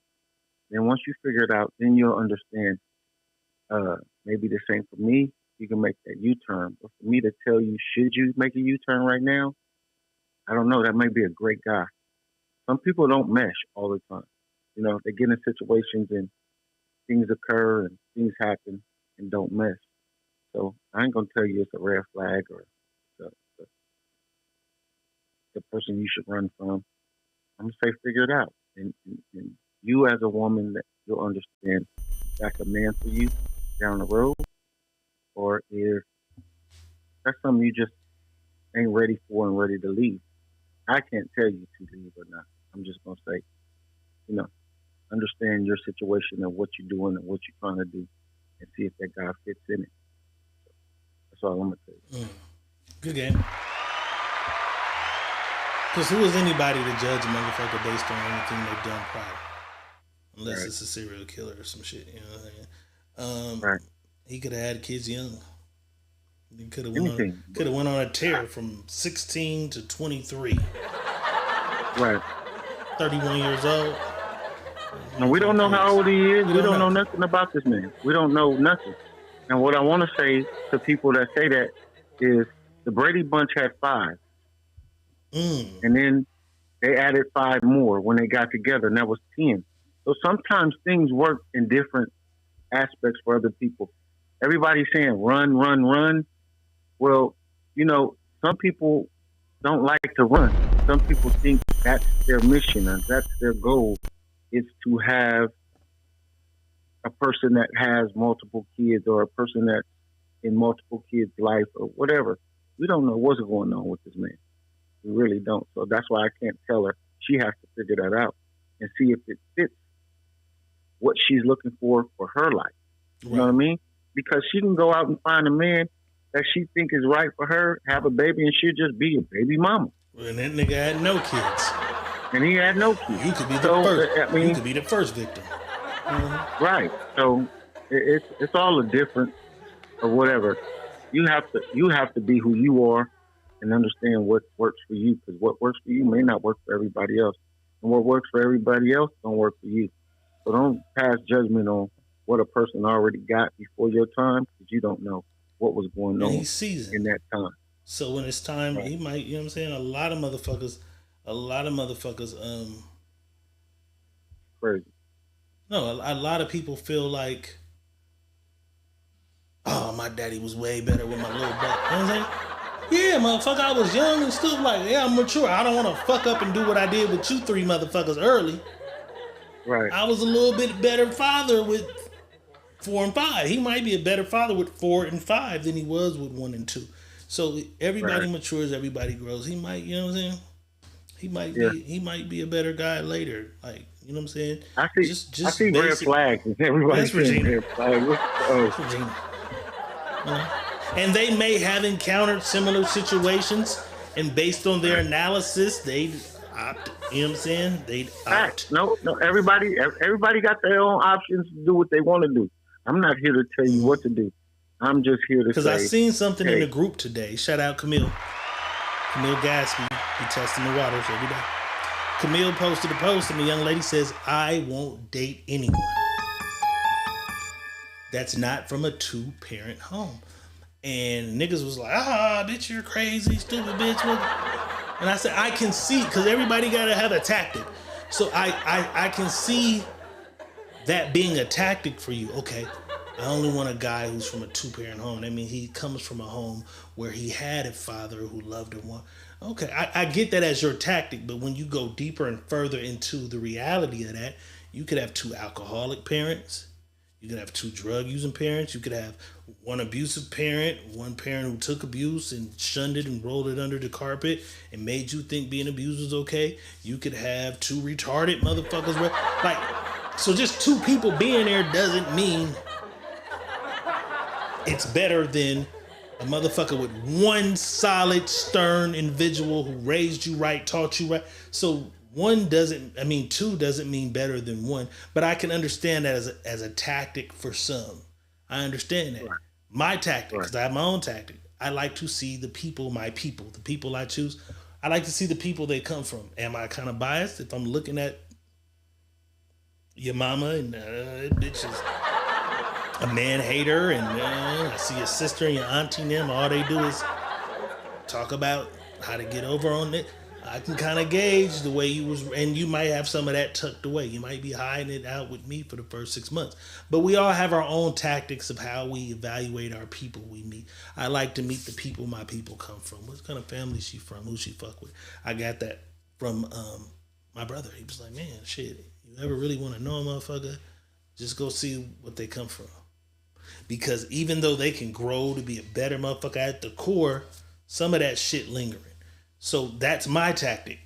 It might not work every time. This person might be a completely different person from everybody in the family she came from. You know what I'm saying? But we all have our ways and our tactics. Do you have any tactics or anything you use when you're looking at people or choosing people? I don't have a tactic at all, because everybody is different. Everybody moves different. So my tactics are not a tactic at all, because I don't have one. I base you off of you.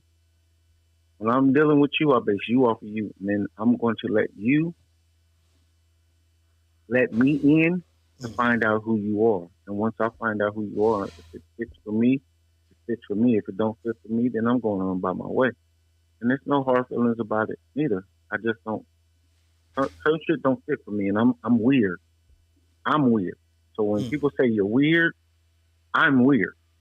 Because a lot of shit that you may deal with a nigga. Right, it's some shit another person would look over.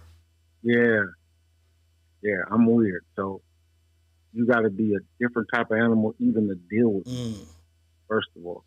Then you got to come with alligator skin. So a lot of shit shouldn't even a lot of shit with me would bother you, but your skin is going to not let it bother you. So I look for different shit. Absolutely. And different toughness. She got to be built for tough, or soft as a pillow.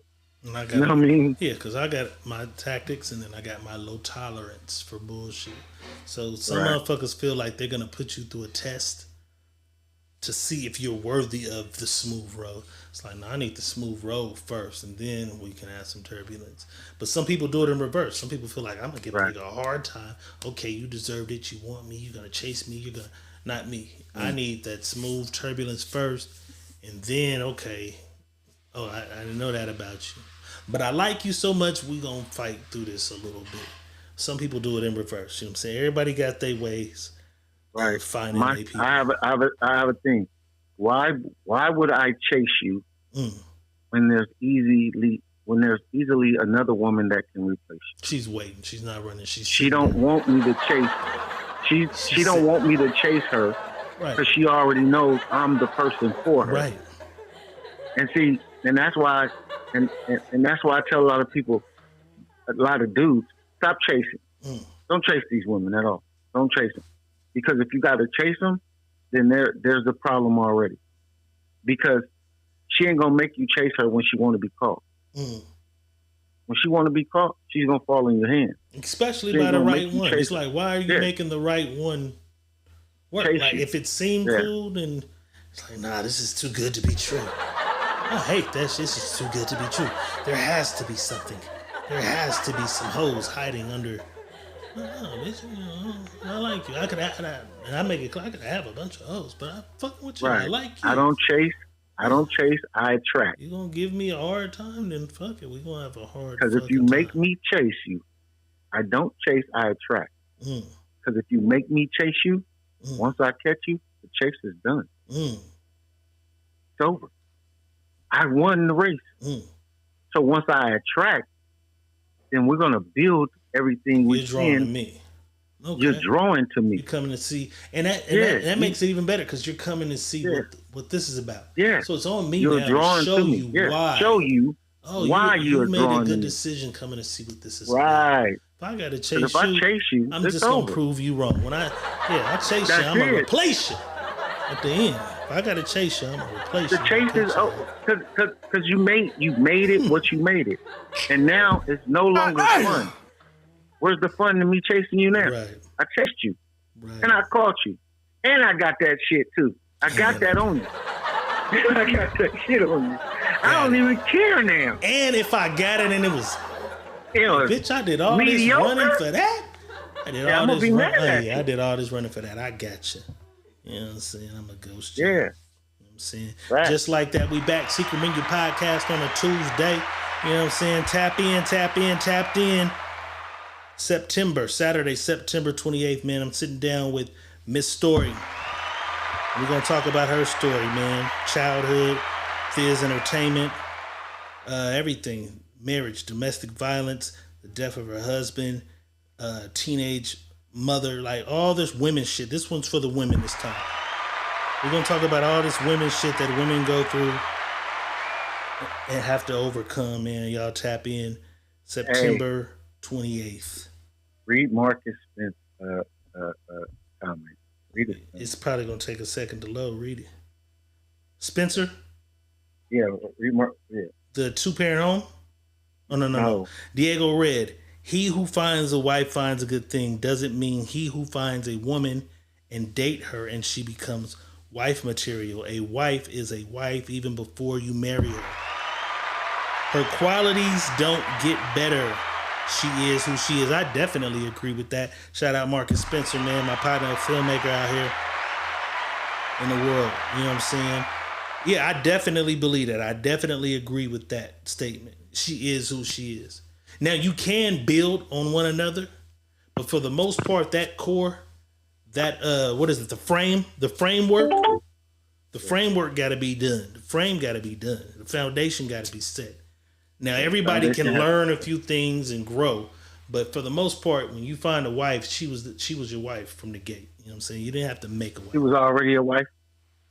For the most part. There's things that you can teach as far as like, you do this, do that, do this. But at the core of it, she can because you have to be able to embody already what that's about to require you. Some motherfuckers just can't. Same for men. Some men just ain't never going to be able to embody what the fuck it take to be a husband because that ain't their forte. That ain't what they was meant to be. You disagree with the statement?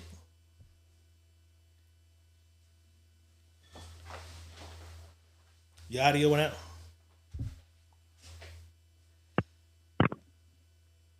Yeah, my audio was tripping. Okay, you back. It's going in and out. My audio was going in and out.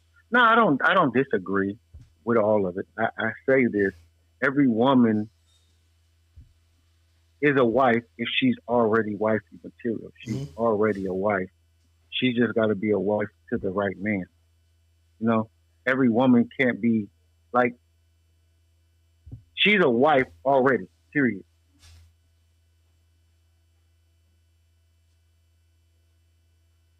My nigga audio going out. Marcus Spencer is good, bro. Tap in with me. As a matter of fact, I need guests for tap in. Let's talk about these movies. Let's talk about the shit you're doing. Let's schedule it. Let's put it together for next month. I'm just saying, she has to be for that man. Every woman ain't for that man. You know what I mean? You kind of feel what I'm saying? Right. Like she's wife material, but just may not be the wife for that you. man. You know what I mean? So every woman could be a wife. Yeah. For someone. For someone. Right. I feel that. I definitely feel that. All right, let's talk about this stuff. Back in the news like he never left this motherfucker. He can't stay out of it, man. This is crazy. They are reporting that Tyrese was arrested for unpaid child support. Must pay $73,000 in order to be released. That is crazy because we know he got Transformers. We know he got Fast and Furious.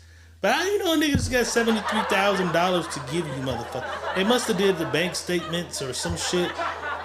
I don't know how they figured that out and got that number.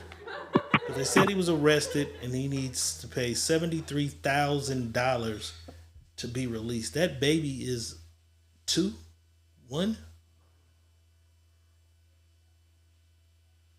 I don't know how that baby is.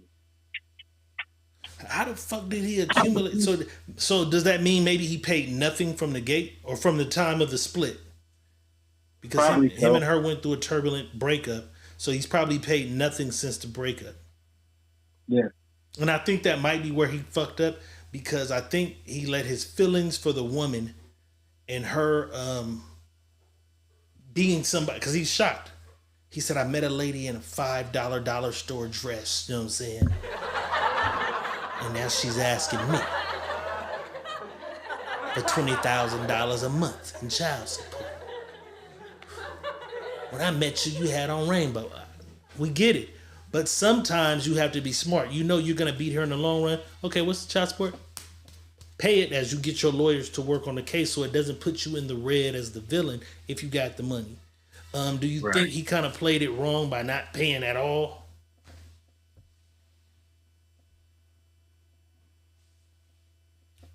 Damn nigga, what you do to your wife?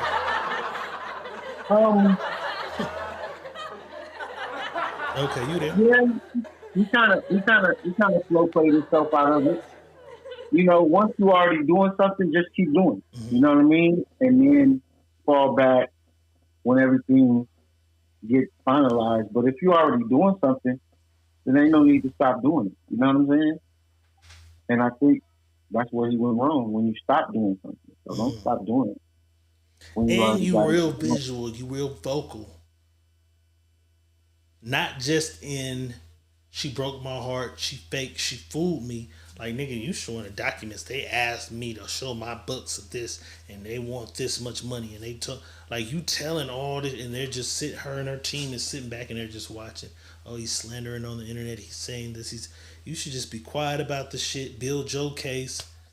Hey, what's my obligation, Your Honor? You got it. Okay, we're going to fight, and I want all of that back. I want back pay for this one. You know what I'm saying? Okay, well, at the end of, we're going to lower it to this, and due to the amount you paid, the next 3 months you won't pay, and then your new payments will end up, like, he got the money to have them lawyers that fight for the right shit. He going about it wrong. The social media world got motherfuckers in a haze, and he's taking full advantage of it. And that's the thing about the internet, like we said about Hurricane Chris, when you said reinvent itself. This internet shit pay.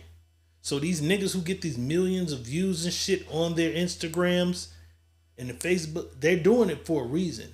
Some of these niggas wouldn't have these opinions or these thoughts or care to share, but them engagement pays, because I get paid on my regular page for engagement.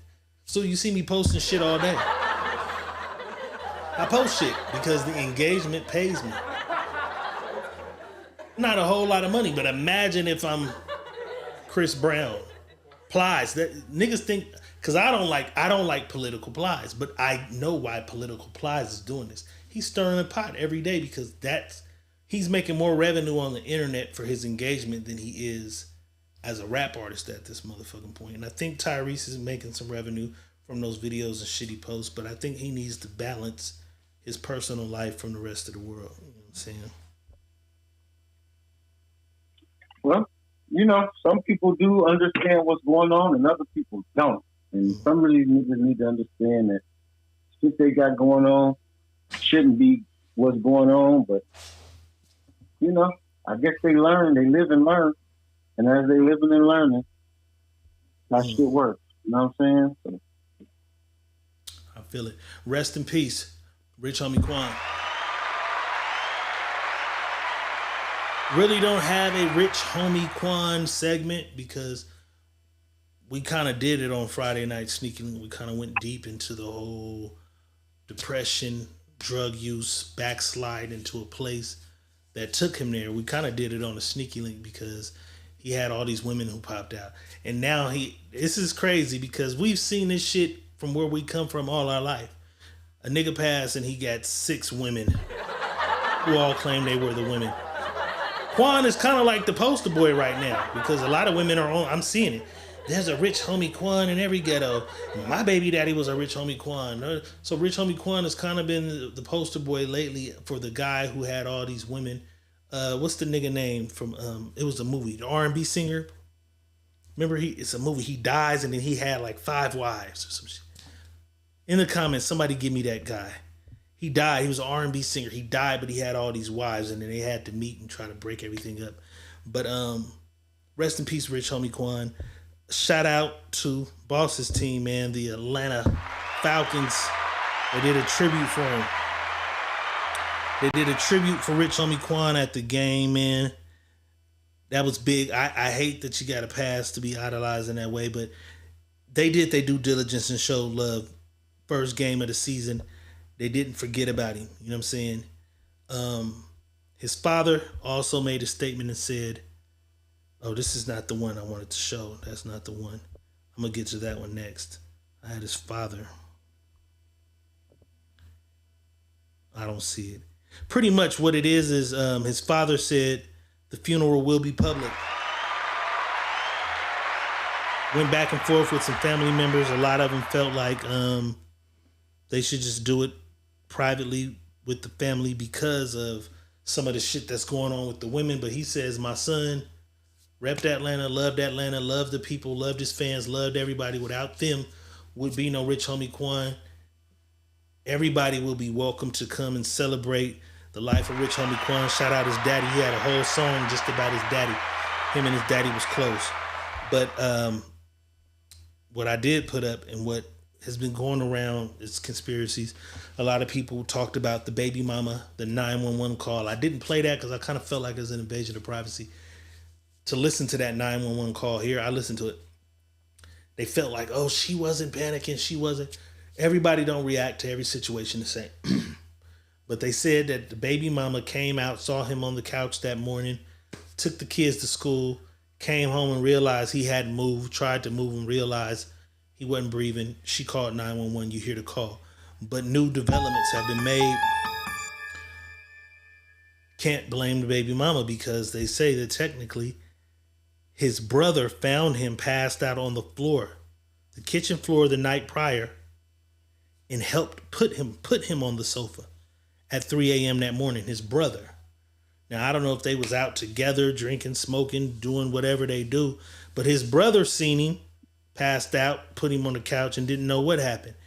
Anything could happen, though, from 3 a.m. to the time the kids went to the school. He could have woke up and popped a pill. He could have been passed out from the pill when his brother found him. We never know, but one thing with black people, every time somebody dies, somebody else is to blame. You know what I'm saying? What do you think about the revelations of his brother finding him and putting him on the couch and the way the baby mama noticed him on the couch on her way out and then her finding him on the way back in? It happens, man. You partying, hanging out, or doing what you're doing. This shit happens. You don't. In the moment, you don't think like you would think in a moment that you know something happened. In moments, you're just going on about your life. You're doing what you're doing, and we don't know when somebody's leaving this place. You know what I mean? And then when we do find out, damn, could I? Should I? What may have happened if I would have?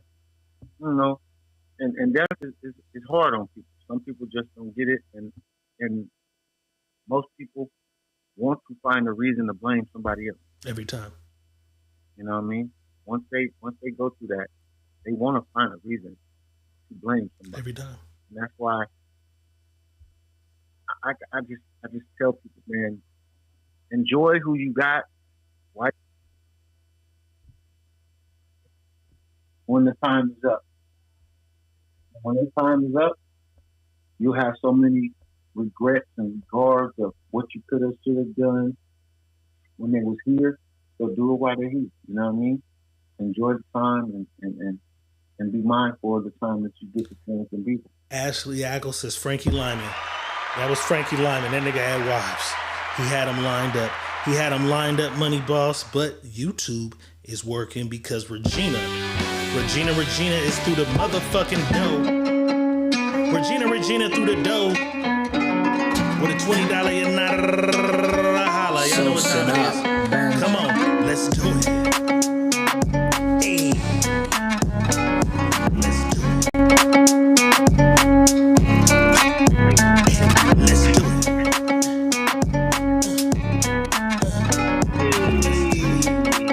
Here we go. Boss. How you do her, mama? How you do her, mama? How you do her, mama? Let's do it. How you do her, mama? How you do her, mama? How you do her, mama? Let's do it. How you do her, mama? How you do her, mama? How you do her, mama? Let's do it. How you do her, mama? How you do her, mama?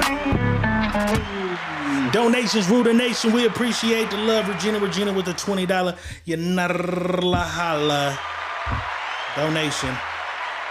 Facebook got these stars fucked up. You know what I'm saying? Jay Hardy in the house. He says, yeah, bruh, it's deep. He might have been dead when his brother put him on the couch. He could have. You feel me? Like, we never know. And every time is somebody to blame. That's the one thing in the black community. I don't care if it's the doctor, the hospital, the friend who drove the friend home. Like, somebody in it. We hurt so much when we lose our loved ones. We all find a way to blame somebody every time. I can't recall the last time anybody passed, unless they were older, very old, that someone passes and there's not a blame. There's not a reason.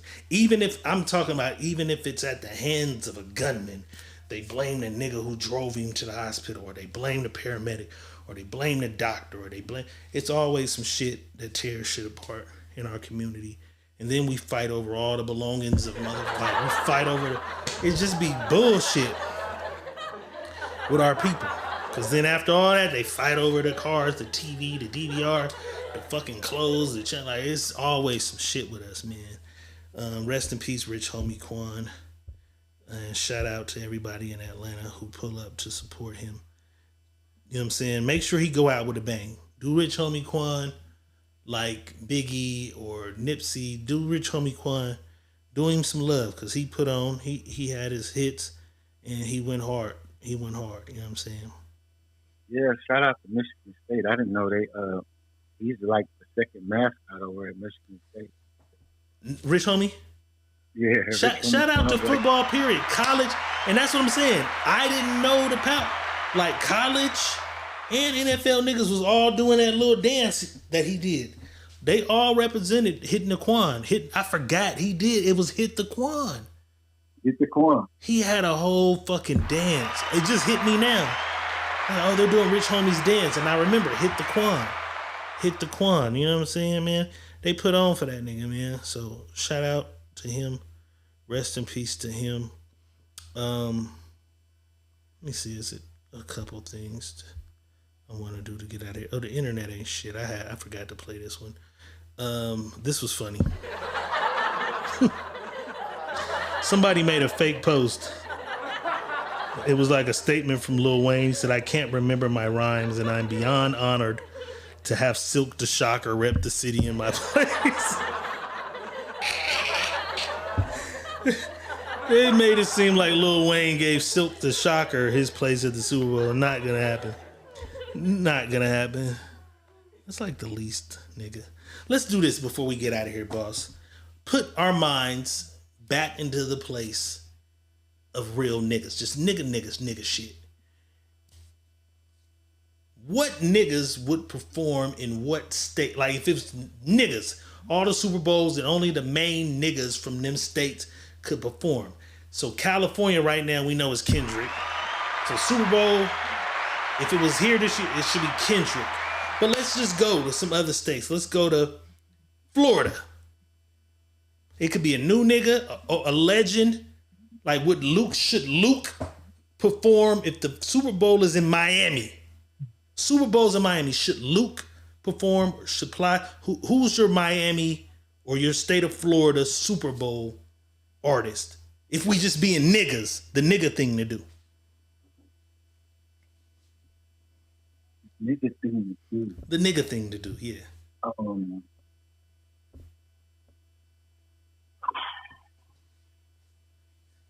Luke would be crazy, boss. Hella hoes and shit. Walter says Trick Daddy and Trina. I'm just saying we can do whatever. The nigga thing to do, boss. I'm going with Luke. I would say Luke, but Luke didn't just have songs by himself. It was 2 Live Crew. Okay, Luke and 2 Live Crew. Hoochie Mama. At the Super Bowl? Band, yeah, 2 Live Crew. We'll call it 2 Live Crew. But you know, Luke the nigga, he's the nigga on the internet all the time. Yeah, I don't like what y'all doing. I made the freaky shit. So I went to Luke. But yeah, so 2 Live Crew would be my Miami Super Bowl halftime show. With hella hookers and hoes, stripper bitches. Oh my God. I'm going Luke. But you applies, and I'm a Plies nigga too. But we Plies niggas. Old Plies. Would you like to see Plies do a Plies set? Old Plies would be dope. But you gotta pick the one though. Miami or Florida, the state of Florida, Super Bowl. Who would you pick?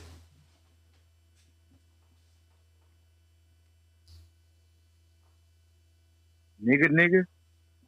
And niggas may not know. Ball Greasy. Ball Greasy? Ball Greasy. Okay, shout out to Ball Greasy. Everybody got a fan. Okay. I fuck with Ball Greasy. Super Bowl, I don't know though. Over Luke, I don't know. Ball Greasy. I fuck with Ball Nigga. Y'all gotta go to Florida to understand that. I fuck with Ball. I fuck with Ball Greasy. I'm taking that back. Kodak Black. Some young dude like Florida. Kodak, I fuck with that. I'm still saying 2 Live Crew for my halftime show. I'm saying Ball Greasy because y'all may get effect of Ball Greasy here, but you got to go get the effect of Ball Greasy, and he's like not even live, just how big he really is. We may not think he big, but that nigga huge out there. He's like Plies. He's like okay. I gotta jump into my Ball Greasy catalog. I got a couple of songs, but I gotta jump into my go jump in that Ball Greasy bag. Heather Marie, we see you. Give us a few seconds. We're gonna do the Super Bowl thing. So what other states would be the next biggest states? We got Texas, New York. We can do Detroit if the Super Bowl is in Detroit. St. Louis got to be Nelly, even though Nelly gets St. Louis. For me, I can't think of any more. Sexy Red would get right now. Sexy Red would get the nigga Super Bowl halftime show. Sexy Red. So the state of Texas, let's do the biggest state. Fuck it.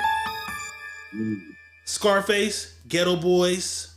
Who else is from Texas that's just MJ from Memphis. The state of Texas. Zero. I fucks with Zero heavy. I'm going Scarface would be my show. Bun B. No Pimp C, Bun B, I wouldn't give it by itself. Okay. Me. I wouldn't give Bun B the Super Bowl show by himself. I'd put even though I know Scarface brings out the Ghetto Boys, I'd do Scarface my halftime show because I know I'd get the Ghetto Boys in Texas.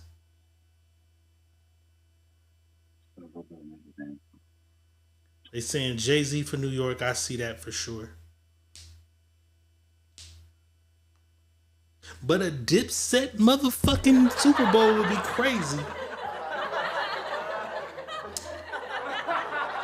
Because now when we looking at it, when you really narrow it down, out of the 50 states, ain't really too many powerhouse places with niggas that out of the 50 states where it's like, that nigga should be the nigga. And I think that's what it meant to New Orleans with the Lil Wayne shit. Like, It's kind of like, okay, so if they did have a nigga from New Orleans, it would be Lil Wayne. I get it. It would be Wayne for real. Oh, Heather, you fucking right. Wu-Tang, a Wu-Tang halftime show would be crazy. A lot of niggas would be like, what the fuck's going on? Yeah. Dipset, Wu-Tang. It'll go over a lot of people's head. That'd be fire. Even the lot. Don Tripp and Starlito, they Texas, right? Yeah. The Locks. Yeah. Oh, Sauce Walker. Sauce Walker. The kid that did. Sauce Walker in Texas would be crazy. The Christ God himself. That would be Put crazy. it on your face, pow, bitches, right here and there. That would be crazy. Memphis, even though it's Yo Gotti in Memphis, there's MJG ain't ball. Fuck Yo Gotti. What do you mean? I'm going 3-6 Mafia. I want the classics because the white people always do the Guns N' Roses, the fucking, and that's what I needed to pull up. Let me pull that list up too while we think. Y'all can keep thinking of states. La Russell is her favorite artist, so if the Bay did one, La Russell, I'm with that. The Bay would have to be a collage of niggas for me. Too Short, 40, and then they bring out La Russell. Heather, we still got you. We got you. I just want to do something. Y'all keep thinking of states. Just put your state and who would be the nigga thing to do for the Super Bowl. We're just imagining. We're just imagining shit.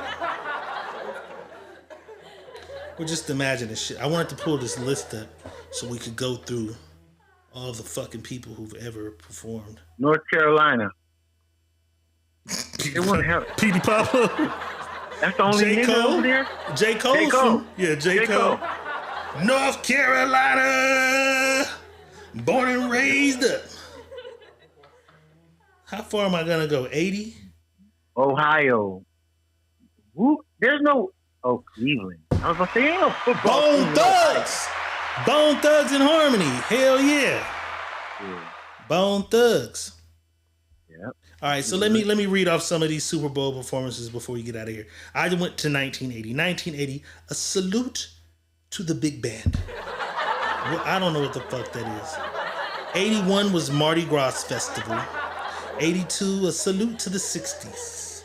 83, kaleidoscope of color and sound. 84, salute to the superstars of the silver screen. 1985, a world children's dream.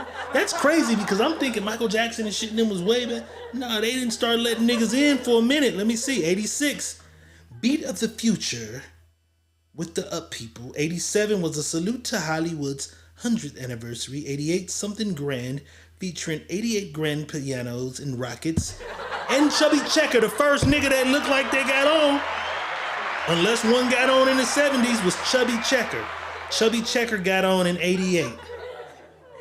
89 was Bebop Bamboozled featuring 3D effects. 1990, Salute to New Orleans, the 40th anniversary, Peanut characters, Doug Kershaw and Irma. 91, Small World tribute. 92, Winter Magic, including a salute to the winter season. This is crazy because the Super Bowl didn't have these performances. 93 was Heal the World, Michael Jackson, and 3,500 local children. So Michael Jackson was 93 when he came and did Heal the World at the Super Bowl. Now this is when they get cracking. 94, The Rockin' Country Sunday. Clint Black, Tanya Tucker, Travis Tritt, I know Travis, Winona Judge, and Naomi Judge. 1995 was Indiana Jones and the Temple of Doom. Forbidden Island. See, they didn't fuck with shit, bro. 96 though, Diana Ross. That's the third. That's barely the third nigga. 96, Diana Ross. The finale featured Diana Ross being taken from the stadium in a helicopter. 97, the Blues Brothers, who featured the Godfather of Soul, James Brown. It's come a long way, boss. This shit has come a long way. 98, a tribute to Motown. Had Boyz II Men, Smokey Robinson, Queen Latifah, and Martha Reeves of the Temptations, 99. Celebration. Wait, stop. So 98 was our first rapper, Queen Latifah. But she was singing, I think. She sang for the Motown. Remember, she does her singing thing. She did her tribute to Motown. She did her singing. Okay. Yep. But she is technically, you're right, the first rapper. But it was a tribute to Motown. And I think she sang. 99. This is crazy because that's not that far. I'm a kid. Like, I wasn't watching Super Bowl halftimes. That's crazy. Celebration of Soul Salsa. Stevie Wonder, 99. Gloria Estefan. Big Bad Voodoo Daddy. 2000. Now we getting into the 2000s. Tapestry of the Nations. Phil Collins. I like Phil. Christina Aguilera. Enrique Iglesias. And Tony Braxton. 2001. The Kings of Rock and Pop had NSYNC, Britney Spears, Mary J. Blige, and Nelly. That was the year. Nelly. They included Nelly. Married and did it early. 2002 was U2. That's what I'm talking about. U2. I was in New Orleans. Janet Jackson was originally scheduled to be the act, but the NFL decided to go with a different tone, and the Irish rock band U2 was chosen after some league executives took in one of their concerts. So they decided, fuck Janet, we want U2. 2003 was Shania Twain, No Doubt, and Sting. They made up to Janet in 2004. It was Janet Jackson, Kid Rock, P. Diddy, Nelly, and Justin Timberlake. 2005, Paul McCartney. 2006. So Nelly got 2 Super Bowls. Nelly is got 2. He might got another one. We're going to see. He 2 though so far. 2005, Paul McCartney. 2006, the Rolling Stones. 2007, rest in peace, my nigga Prince. Prince had the Florida A&M marching band with him. 2008, Tom Petty and the Heartbreakers. 2009, Bruce motherfucking Springsteen. Born in the USA. 2010, The Who. 2011, Usher got 2. 2011 was the Black Eyed Peas and Usher. And Slash, the guitarist Slash. 2012, Madonna. 2013, Beyonce. That's the one everybody was mad about, New Orleans. Beyonce and Destiny's Child had 2013. 2014, Bruno Mars, Red Hot Chili Peppers. 2015, Katy Perry, Lenny motherfucking Kravitz, Missy Elliott. 2016, Coldplay, Beyonce again, Bruno Mars again. 2017, Lady Gaga. 2018, Justin Timberlake and the Tennessee Kids. I don't even know them niggas. 2019, so was that the Titty Pop Out with Justin in 2018? Why they didn't put Janet name on here? Because remember, Justin had Janet Titty Pop Out, right? Yeah, but that's the first time. Nah, Justin wasn't around with Janet back in 2004. Yeah, Janet was 2004. Nah, Justin wasn't there in 2004. Rolling Stone. Yeah, because Paul McCartney, Rolling Stones, 2000. Yeah, Justin's show was 2016, but they probably removed her name because of the titty shit. Justin Timberlake, Tennessee Kids. 2018, that was Justin. 2019, Maroon 5, Travis Scott, goddamn, and Big Boy. I didn't know that. Travis Scott and Big Boy, Maroon 5 brought them out. 2020 was Shakira, Jennifer Lopez, Bad Bunny, J Balvin. 2021, The Weeknd. So this is where we see Jay-Z came in. Jay-Z came in, I know, Weeknd for 2020. Sure. So Shakira, right, and I think that was in place when he got elected, and I think that was in place though. I think it was already decided. So 2021 is where I think that staff of people began to make the decisions. 2021 was The Weeknd. 2022, Eminem, Dr. Dre, Snoop Dogg, Kendrick Lamar, Mary J. Blige. 2023, Rihanna.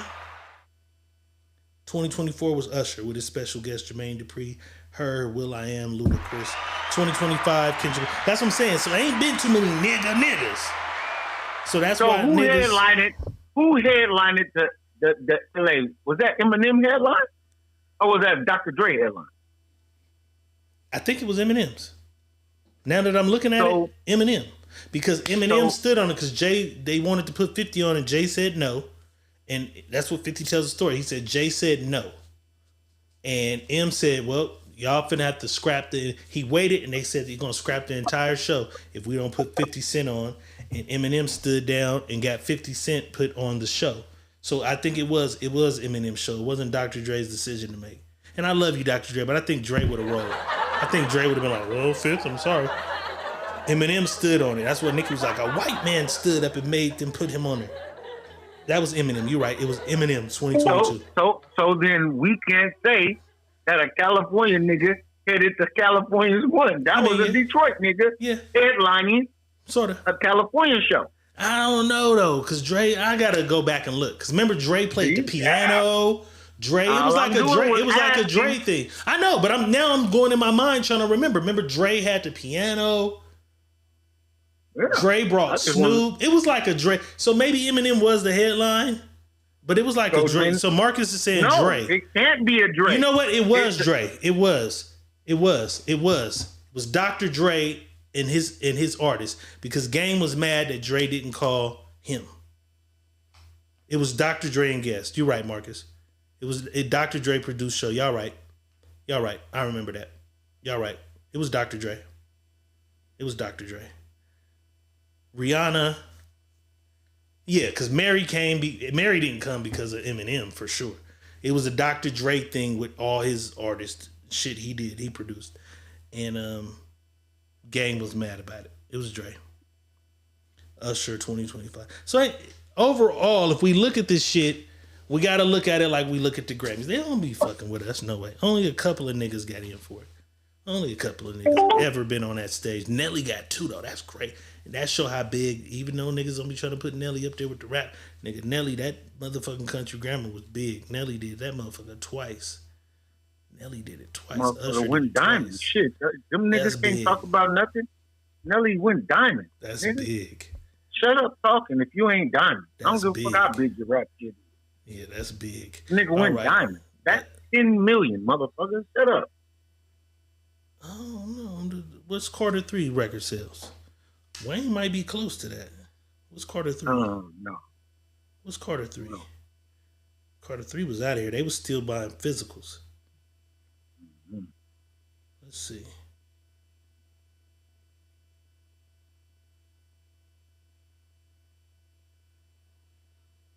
Talking about diamond. Ain't many niggas hit that diamond mark. Ain't many hit that diamond. Yeah, diamond, my nigga. Nelly was pulling his weight. Yeah, he diamond. Nelly was diamond when he was still rapping.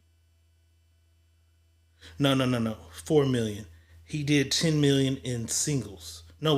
Wait, no. Yeah, he did 10 million. He did 10 million in the singles from the album. He did 3.97 million on the album. Carter 3. That's the monster for me. Other people like other albums. A lot of people like Carter 2. Carter 3 was his perfect opus for me. You know what I'm saying? But he did close to 4 million on that motherfucker. You know what I'm saying? Yeah. Nigga, I'm talking about 10 million. Nelly. Yeah, Nelly that nigga though. How many albums this nigga got? Nelly got how many albums? 3? I don't know. Sweatsuit. 2?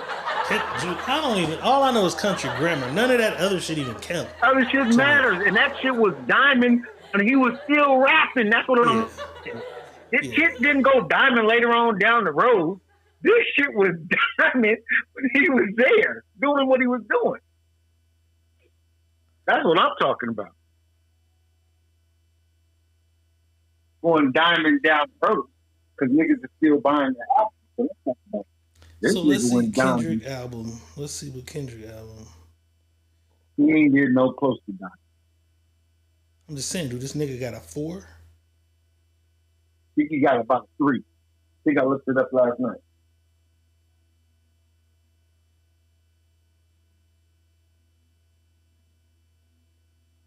think he got a 3. That's what I'm saying. I ain't even mad at the debate because I know Wayne is like right here. Like you can't, you know what I'm saying? And Kendrick doesn't release like other niggas have released. I don't know. And then Wayne gave the game so many phenomenal fucking mixtapes. You know what I'm saying? Marcus says Country Grammar's the only one. That's the only one that count for me. Country Grammar is it. I don't care about Sweat and Suit, the double CD. I don't care about none of that shit. You know what I'm saying? I don't care about none of that shit, man. I seen something they put out from Jay-Z with all this shit going on in the middle of the Super Bowl debacle. Jay-Z said, when you hear people gripe against me, it's always about what I didn't do for them.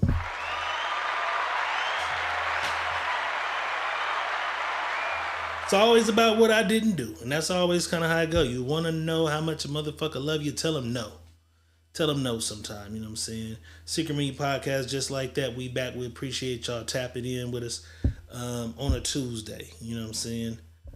We might be on some Tuesdays depending on how this football schedule will go for Monday motherfucking nights. We might be Tuesday and Wednesday. You know what I'm saying? We might be Tuesday, Thursday, and Friday. Y'all already know what time it is. We not missing Friday nights. The Sneaky Link YouTube only. Heather, I ain't forget you though. Heather Marie with the Cash App. $5, you're not a holler. Cash App donation. Heather Marie through the goddamn no. Hey, let's do it.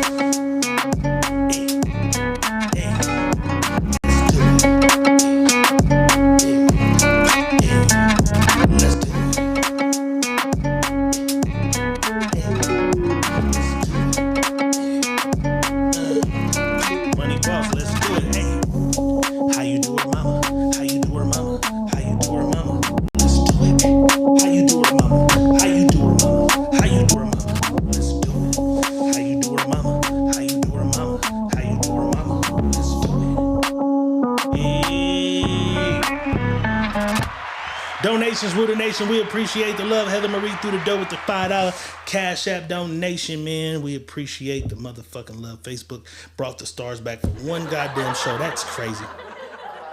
I gotta go see that we might have violated something the last show. I don't know. But Money Boss, man, give us some game to get us to the hump of hump day.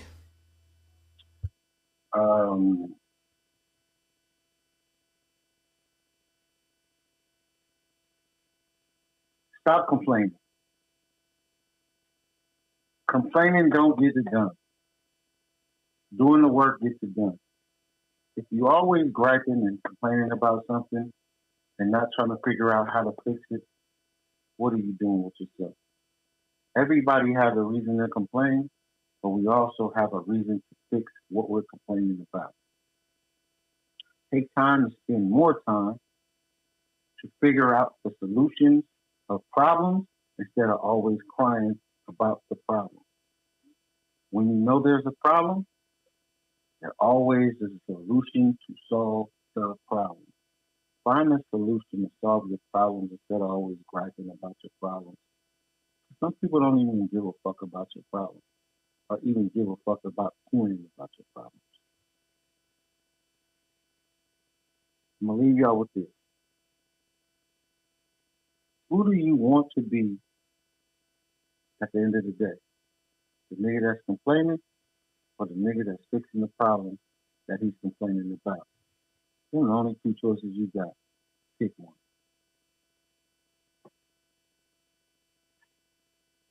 And with that, I'm going to leave y'all asses with good fucking night. Stay down till you come up. When you come up, stay down. We appreciate y'all tapping in with us, man. Secret Media Podcast. I don't know if we'll be back tomorrow or Thursday, but we'll be back one of those. And, of course, we'll be back Friday night for the motherfucking Sneaky Link. YouTube only for show. For show. Let's see what's in the news. If it's enough in the news, we'll be back tomorrow. Might gotta take a day and pop back up on Thursday. And then no, nigga, we got to talk about the fucking rally. The debate. The debate. The debate. The debate. With all this shit going on with the Super Bowl, I looked at very little of it. Tomorrow I'll spend my day watching it. I'm gonna watch the debate. How did it look for you? Did you get a glimpse? He was handing our boy Trump some ass whooping. I'm telling you, she got the. That's what I was saying. I'm like, she got the writers, she got the staff, she got the tactical experts. They setting this shit up, but we ain't gonna get too deep into it. We're not. I'm gonna tell you though. Mm-hmm. What I did watch was a shit show on both parties. Because if you paid attention to it and really, really paid attention and stopped using your bias of who you want, who you don't want, right? You listen. Just sit back and listen. Mm-hmm. It was a fucking shit show. It was. What is a lot of slander, or just a bunch of talking about shit they don't know about? A bunch of both parties slandering each other, talking crazy, saying shit that doesn't matter to the people like me or you that really want to know what the fuck are we doing about why this shit so fucked up. They're catering for the real niggas. You know what I'm saying? They didn't talk about none of that. So none of the real political. They trying to cater to the TV watching niggas. Yeah, they all when they asked the question, both of the motherfuckers went like this. So I'm just like, yeah. Marcus said no policy talk. None. He was jabbing back. None. Okay. Them motherfuckers they went to well he, well she, well they. But what about the people? Yeah, see? And I'm going to spend my day tomorrow, you know what I'm saying, on company time. I'm going to put it on. I'll have it on in my ear while I work tomorrow. You know what I'm saying? I'll be at my desk. And we could have talked about a little sports news, too, with Tyreek Hill. I got that. I had them clips here. I got them here. Tomorrow. But we can bring it back tomorrow. Up, for sure. Yeah, we'll do some shit tomorrow. Okay. So we'll bring it back. If not tomorrow, we'll do it Thursday. One of the two, and then Friday One of the for sure. two. You know what I'm saying? We might got to build a few more. Yeah, because there's some shit we could have. And that's the great thing about the world and you niggas. They're going to give us the news. That's why this show could always happen. This show will never not happen because they're always going to give us news in the world. They're always going to give us news. We appreciate y'all tapping in. Secret Menu Podcast, like I said, September 28th. Miss Story. One last thing. This was stupid. The internet was internet. One last thing. They said that Mystical is angry at Jay-Z for not giving him a pardon from jail to perform Shake That Ass at the Super Bowl. They was on the internet just making all kind of shit. Like, niggas, y'all mad about nothing. You know, and I think people took my stance early on the wrong way. But, you know, it's a beautiful thing, and that's what we love. We love to do that. We love to challenge the minds of our people. Argue. And that's it. Can't get out of here without saying this one more time. Rest in peace, man.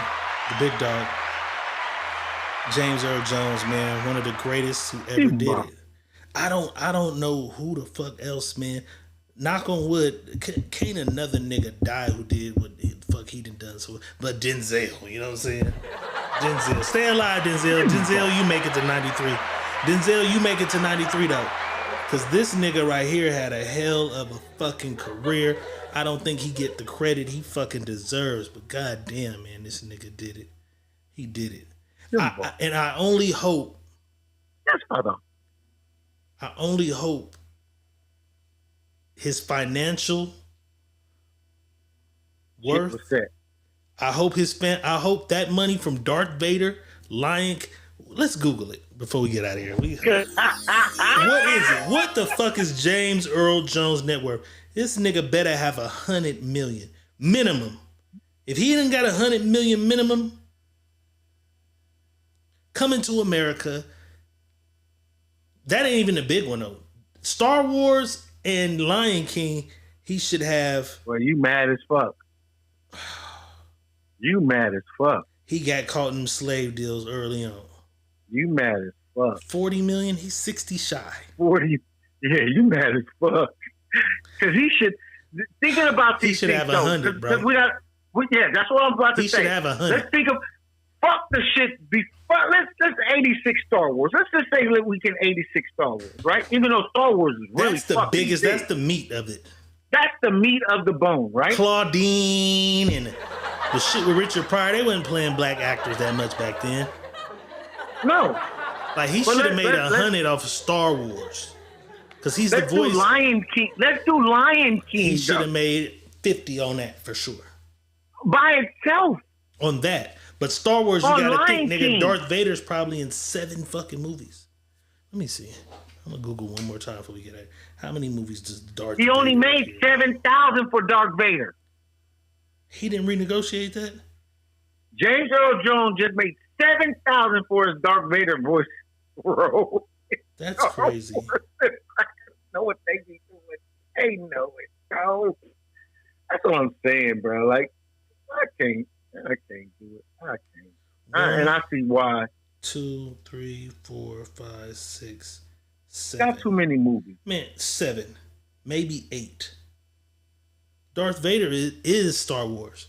They came with other villains, but no villain in the Star Wars. That's crazy, man. Rest in peace, James Earl Jones. We appreciate y'all tapping in. We love y'all. We'll see y'all. If not tomorrow, we'll see y'all Thursday. We for sure gonna see y'all Friday night for the motherfucking sneaky link. Diego Red is saying peace. Money Boss said, love yourself. Care about yourself. Do better for yourself. Peace. And we out.